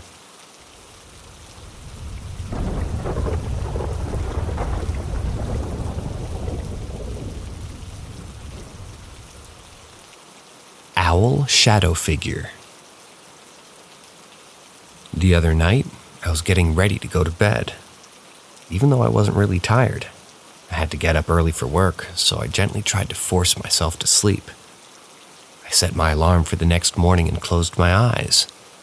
After 30 seconds of having my eyes closed, I could vividly see and picture my kitchen. I often have pre-dreams, dreams when I'm still conscious before I'm about to fall asleep, but they're never this vividly clear. Standing in my kitchen was this shadow figure. The shadow figure was looking toward my kitchen sink with its hands held out in front of its body. The shadow figure was standing pretty still, but after looking at him for a few seconds, he turned his head towards me. The figure had a large, dark, ominous owl head attached to its human-looking body. Since I was still conscious, and now slightly unsettled, I opened my eyes. After trying to analyze what I just saw, I tried to re-enter this pre-dream to try to investigate why this shadow figure's in my home. But I was unsuccessful. I believe that my home has a few spirits, but I've never encountered one like this before. I tried to research if anyone else has documented seeing an owl shadow figure, but I can't seem to find anything. I discovered that there is an owl deity called Moloch, whom practices child sacrifice, but the illustrations and descriptions have no resemblance of what I saw.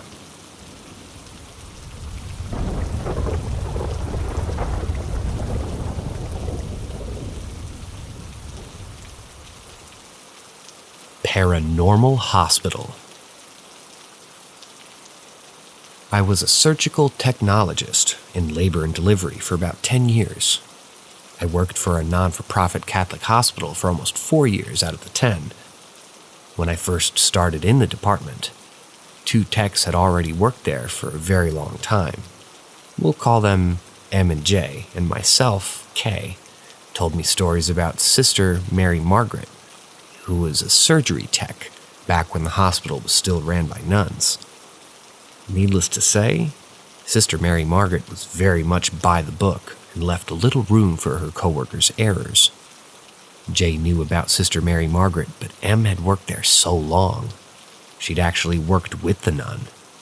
M began to tell tales about instances when she'd heard Sister Mother Mary Margaret in the OR suite long after she'd passed away, and up to the current time frame.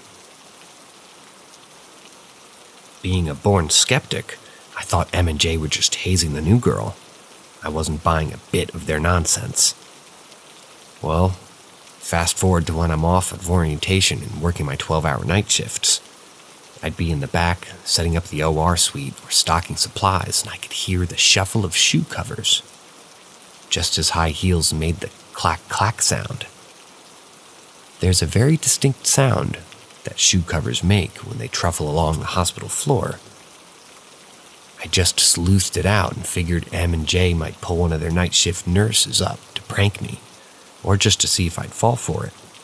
Well, I just had to hop out there, catch them in the act, and let them know that they weren't fooling anybody.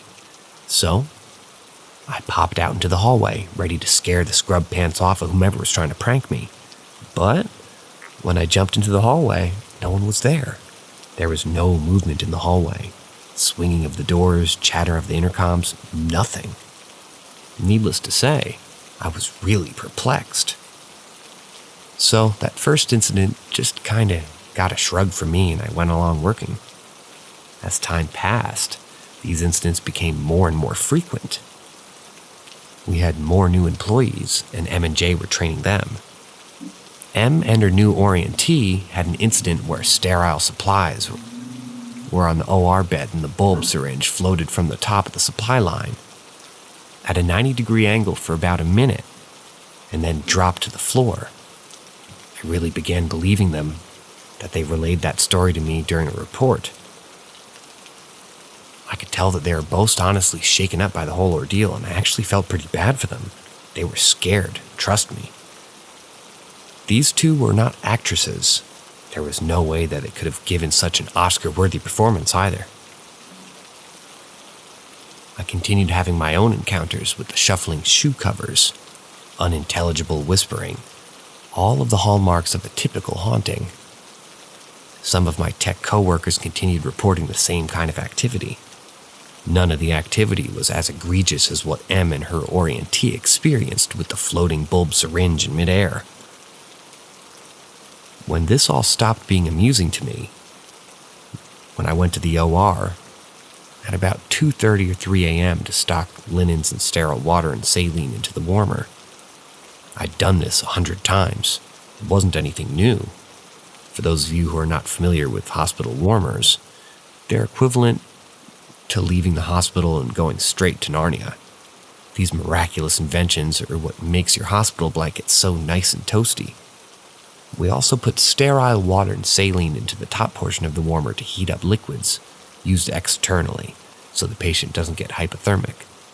To give you a visual, it literally looks like an industrial-sized stainless steel refrigerator. It performs in the same way, except instead of making everything cold, it warms everything up. Thus, the hospital warmer. I had taken the linen cart and some water and saline bottles with me to stock up everything. I left the cart in the hallway outside of our 2 surgical suites. The warmer was in between both OR suites in a little cubby beside our crash cart. As you very well know, hospitals are known for migraine-inducing bright light. This was one of the few things that I disliked about working in the hospital. Whenever I was able, I'd spare the blinding fluorescent lights as much as possible. So, I proceeded to stock the warmer without turning the lights on to spare myself the glare whenever I could. The OR suites were darkened and shadowy, but I could always easily get around. I'm sure everyone's familiar with refrigerators and freezers already, and they're aware that refrigerators are pretty cold and the freezer part is obviously frozen cold. The warmers at the hospital basically work on the same premise. The refrigerator part warms the blankets, while the freezer part makes the external water and saline bottles really toasty. That's exactly what we want. So I opened the refrigerator part and expected to be hit in the face with some pretty arid heat. It was cold. Wait, what? Is it broken? It has to be. There's no way this warmer could be this cold. Something's not right. Then, I also checked the freezer portion, which should have been even hotter. It was actually colder. Nope, this isn't right. It was not normal for this warmer to be this cold. The fans were blowing warm air, but it just wasn't warming anything up. It was then that I felt an overwhelming sense of dread. I'd never felt that way at a job previously. I turned around and looked up to see a black mist and smoke toward the top of the ceiling. At first I thought maybe some part of the warmer's electric had fizzled out and this was the beginning of a fire. The problem was, the black mist and smoke was on the ceiling and it was the opposite corner of the warmer. I looked at the warmer's connections and everything was as it was supposed to be. There was nothing wrong with the warmer. There was something in the OR suite cubby that was not friendly and rather malevolent. I knew it wasn't Sister Mary Margaret. She'd never do anything menacing. I can't explain how, but I knew not only that it wasn't her, I knew that she wasn't there to help protect me from whatever this was. It was slowly seeping down from the corner of the ceiling towards myself and the warmer. I did what seemed to be the most sensible thing and I began reciting the Lord's Prayer. It paused, full stop. As I continued, it looked like a film being played in reverse. It slinked back to the corner that it came from. As soon as it was just about gone, I turned to hustle out that little cubby area and back to the hallway. I happened to notice when I turned around to face the warmer, it was back to its normally toasty temperature. I didn't ruminate on it long. I just booked it out of the OR suite into the hallway and back to the nurse's station.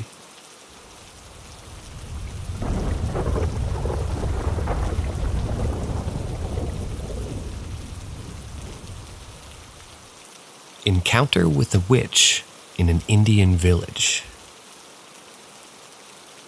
When I was 7 or 8 years old, I used to play with my buddy in a large field behind my house. It was winter when the terrifying incident occurred. The sun was setting down at 5:30 p.m., casting an eerie glow over the surroundings. My buddy and I had wandered quite far from home, and a thick layer of fog began to blanket the area. Knowing it was time to head back, we started walking, hoping to find the distant lights of our neighborhood. After a few minutes, we stumbled upon a small area filled with bamboo trees, a place we had seen before. In the middle of this eerie grove was a small pond. We grew uneasy as we realized that this was the opposite direction from our home. Confused and frightened, we turned around and ventured forward, our vision obscured by the fog. We walked carefully through the dried-up winter rice fields, barely able to see anything beyond our feet. Suddenly, we encountered an old lady in our path. She was hunched over, clutching a dusty cloth that resembled a bag. Her old sari was torn and worn, and she appeared to be a beggar. We approached her, thinking that she might be trying to convey something to us. But she uttered an incomprehensible gibberish. A really bad rotten smell filled the air. Looking up at her, we saw her eyes glowing with a sinister yellow-red hue, and she began to laugh maniacally. Overwhelmed by fear, we sprinted away, desperate to escape her clutches. After what felt like an eternity, we finally reached our home. Trembling, I recounted the horrifying encounter to my family. My grandmother's face turned pale, and she hurriedly sprinkled ganja water, holy water, on me, muttering prayers under her breath. She explained that we had just come face to face with a daini, a witch. The next day, I fell gravely ill with a high fever that lasted for an entire week. To make matters worse, my friend contracted a severe case of pox shortly afterward, and his condition far more agonizing than mine.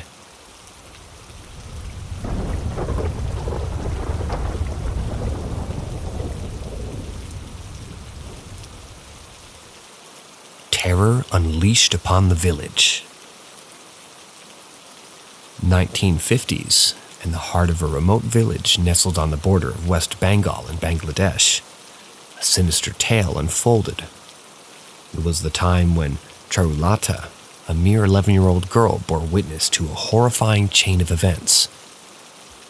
Whispers echoed through the village's lips, tales of an old witch lurking in the shadows of the desolate riverbanks. She dwelled in solitude far away from prying eyes. The locals believed that the presence of a practitioner or witch near their village would inevitably invite malevolence upon their lives. That fateful year, a ghastly disease ravaged the village, claiming the lives of numerous innocent souls. While some dismissed it as a natural calamity, others pointed fingers at the dreaded witch, attributing the deaths to her malignant influence. However, such suspicions remained more speculation. One mournful day, a villager succumbed to the disease's grasp, and a few gathered to bid farewell to their fallen neighbor.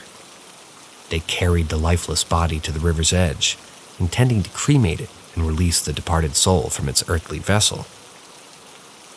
Fearful of contracting the illness, the mourners hurriedly retreated, neglecting to ensure the corpse was fully consumed by the flames. Little did they know what unspeakable horror awaited them. The following day upon their return, a ghastly sight befell their eyes. Not all the logs had turned to ash, and to their sheer terror, they discovered that the partially burnt remains had been desecrated. Speculation ran rife, as some whispered of the witch's insatiable hunger for bones and the macabre consumption of the deceased flesh. Yet, the true terror was yet to unfold. It was the scorching summer, and most people preferred to sleep with their doors open at night, so they could sleep peacefully because of the gentle, cool breeze. Among them was a young family with a darling toddler. Her parents made her sleep on a cushioned jute swing, which was present at the entrance of their room. Her parents slept right beside her. In the dead of night, the mother stirred from her uneasy sleep. She sought her laughter, only to find an empty swing swaying eerily in the silence. Panic seized her heart, and she called her husband, their anguished cries tearing through the stillness of the night. The village was stirred into a frenzied action as neighbors joined the frantic search for the missing child. A chilling realization crept over the crowd when dawn broke. A group of searchers emerged, their faces drained of color, words frozen on their trembling lips. Then the village gathered, sensing the depth of their despair. With bated breath, they followed the traumatized search party to a distant location, close to the meandering river stream. There, the scene unfolded, a sight beyond human comprehension, etched forever into their souls. The lifeless body of the innocent toddler lay sprawled upon the earth, her stomach brutally lacerated by a rough and malevolent force. Her eyes, once filled with joy and wonder, were now mercilessly gouged, a chilling testament to the sheer terror she endured in her final moments. Whispers spread through the crowd, their voices trembling with terror and disbelief. Some ventured to suggest that it was the work of a savage animal, a fox or a wild dog. But as the braver crowd went near the child, they realized that it was laid directly in the exact center of a symmetrical shape drawn with twigs.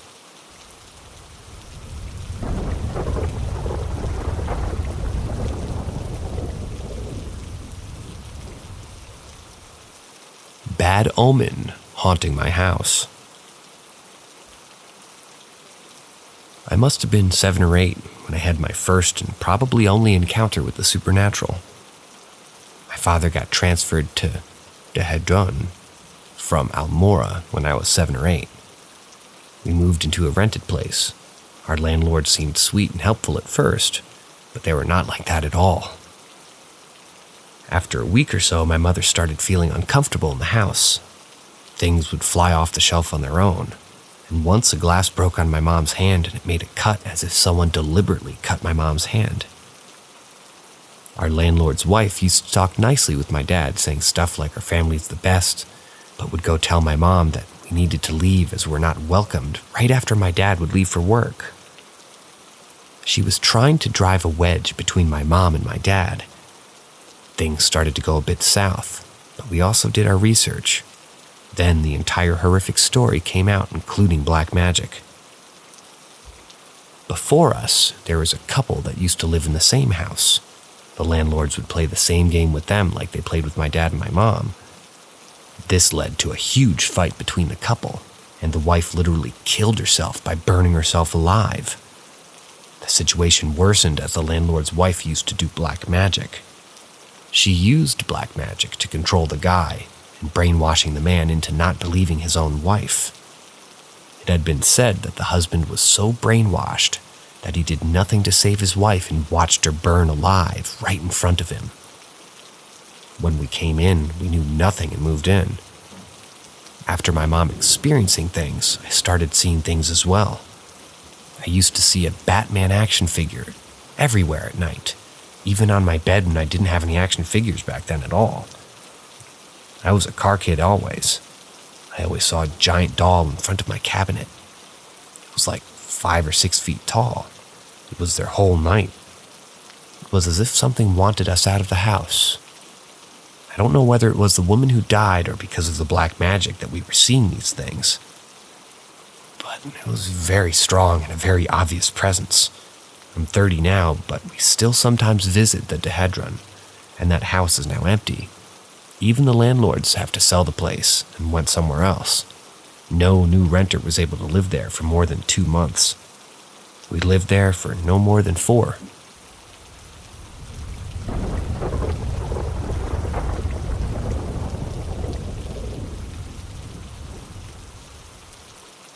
Icky feelings and one weird experience in an old townhouse. Before my husband and I got married, we rented a tiny townhouse built around the 70s. This was around 2010. My husband is the definition of a skeptic and always worked overnight in a hospital. So he can't and would never back me up on this. But when I think about it, I still get creeped out. So the townhouse has a downstairs with a kitchen and a living room, with stairs straight off the front door that led to the 2 rooms upstairs. Everything was very open, and you could spin around in the living room and see almost every corner. From the moment we signed the lease, I got a bad feeling emanating from the top of the stairs, which shared a corner with the door to the spare bedroom. A friend came to visit once and refused to enter the house after driving 30 minutes to see me, immediately, quote-unquote, feeling something peeking out at her from the spare room. She was pretty woo-woo, quote-unquote, and said that it was evil. I laughed it off, but can't deny my own icky feelings about that room and the top of the stairs. If I tried to watch TV in the living room, I could often feel someone looking at me from the stairs. I would run up them and across the hall to our room at night when we went to bed. One last very weird feature of the townhouse was that there was a cutout ledge of the bedroom wall. And you guessed it, it opened straight to the view of that icky spot on the stairs. And you could look down into the living room and the front door from there. So, here's the experience. I was asleep one night, and I woke to a super bright, quick flash of light from our closet. I thought it was a power surge, and I expected the closet bulb to be burnt out. But then it turned on by itself at regular brightness. At that point, I was scared. I decided to get up and just turn it off, ignore it, and go back to sleep.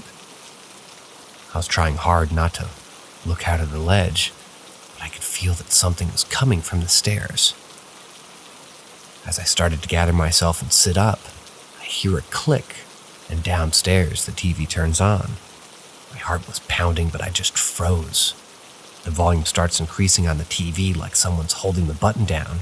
In a few seconds, it was blaring loud.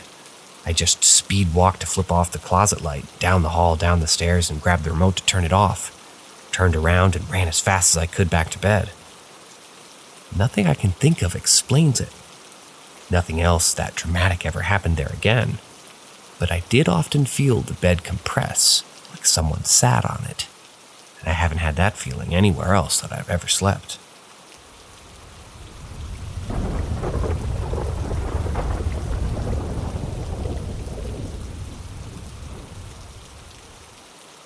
My room. So for some context, my whole life I've always had weird, unexplainable encounters. And to be honest, I think it's because my mom is kinda witchy and does some sketchy shit. Anyway, I'm pretty sure that I have an attachment. I live in a new house with different family members. This house has gone through generations of family. I don't think spooky shit happened when others were living here. So that's what makes me believe the attachment, because weird shit and vibes just follow me around. Anyway, to the story of my room. So my room is always the coldest or the hottest in the house, and it sucks. I've had shit fall off shelves and my TV will turn off or my light will flicker on and off. And I'll just wake up in the middle of the night to my closet door and it'll just be open whenever I come back from anywhere. Just regular creepy shit. But a family member told me something about a year ago that kind of freaked me out. It was the day after Christmas, like super early in the morning, and said family member woke up on the couch and went around the house to make sure everything was turned off and locked before she went to bed. She came upstairs and saw that my door was closing, so she just thought I went to the bathroom and I was closing my door back. So she checked the other rooms that came to see if I was awake, and she opens my door and I'm sleeping. So she says my name and wakes me up. I was pissed because what the fuck, the sun is barely up, and she asks me, "Did you just come from the bathroom?" And I said, "No." And she just casually goes, "Well, your door was just closing." And at the time I was like, okay. Then I rolled over and went back to sleep. The next day I asked her about it, and she told me that after that happened, she went back to her room and her bathroom fan and light were on. She didn't leave them on, and ever since then, creepy shit's happened, like moving in empty bedrooms and the front door that we don't use just being wide open. Then she saged the house, because she saw something dark following me around. Just creepy stuff happens. Not a lot, but yeah.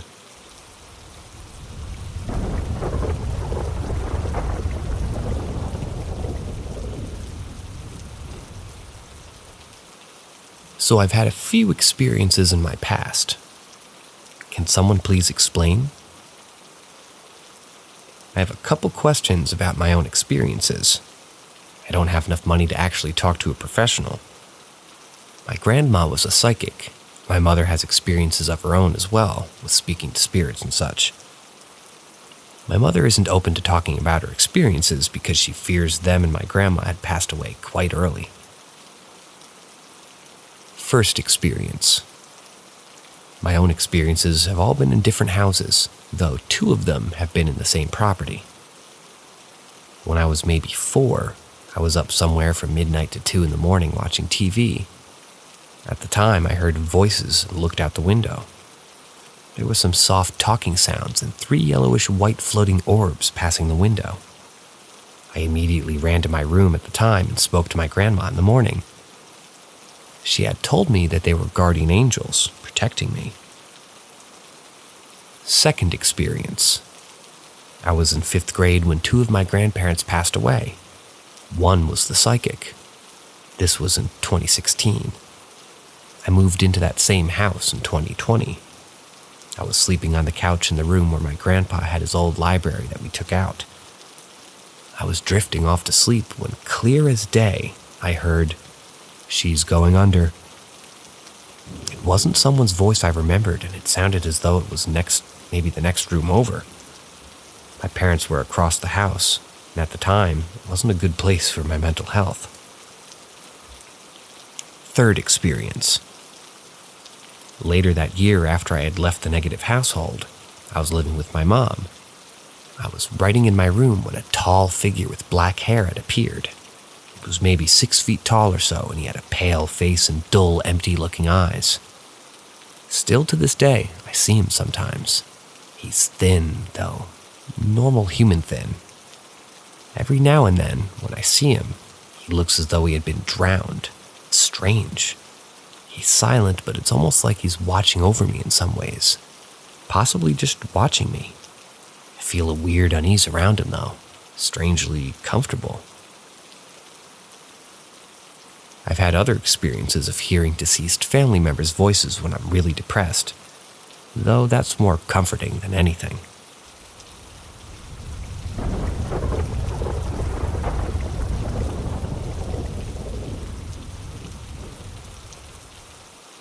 The State Hospital / the Hippie Tree. This happened the day school got out in 2023. Me and my buddy Corey had made plans to go to 2 local haunted places in our beautiful Michigan town. One is called the Hippie Tree. It's a tree in the woods in our city, Traverse City. You can look up pictures if you like. It's a fallen tree that had graffiti painted all over the years. There's been many suicides, and it's alleged that it's haunted. Despite its story, it's actually really cool. Google describes it as a nexus for the unquiet spirits of those that once inhabited the hospital. Number 2 is the state hospital itself. It's nothing special, just a local abandoned hospital. Pretty sure it's been a few things, but the last time it was a mental hospital. Anyways, if you want to see what it looks like, just search up Traverse City State Hospital. To start the story, we were in Corey's basement, and it was around 9 p.m. when we went to the Hippie Tree to hang out and smoke the stuff we bought. After about 15 minutes of just chilling at the tree, the sun was setting, and we started our walk from the Hippie Tree to the hospital, which is probably about 5 minutes. During our walk, Corey kept saying that he felt something, like we weren't alone, and he never lost that feeling that whole time. Nothing really happened at the hospital, so I'll skip through that and move on to when we got back to Corey's house. We were in his basement watching Simpsons and getting high off our asses, when out of the corner of the dark room we both saw a face peer out from the stairwell. I have no idea what to make of this, but Corey believes that we brought a spirit back from the Hippie Tree that night.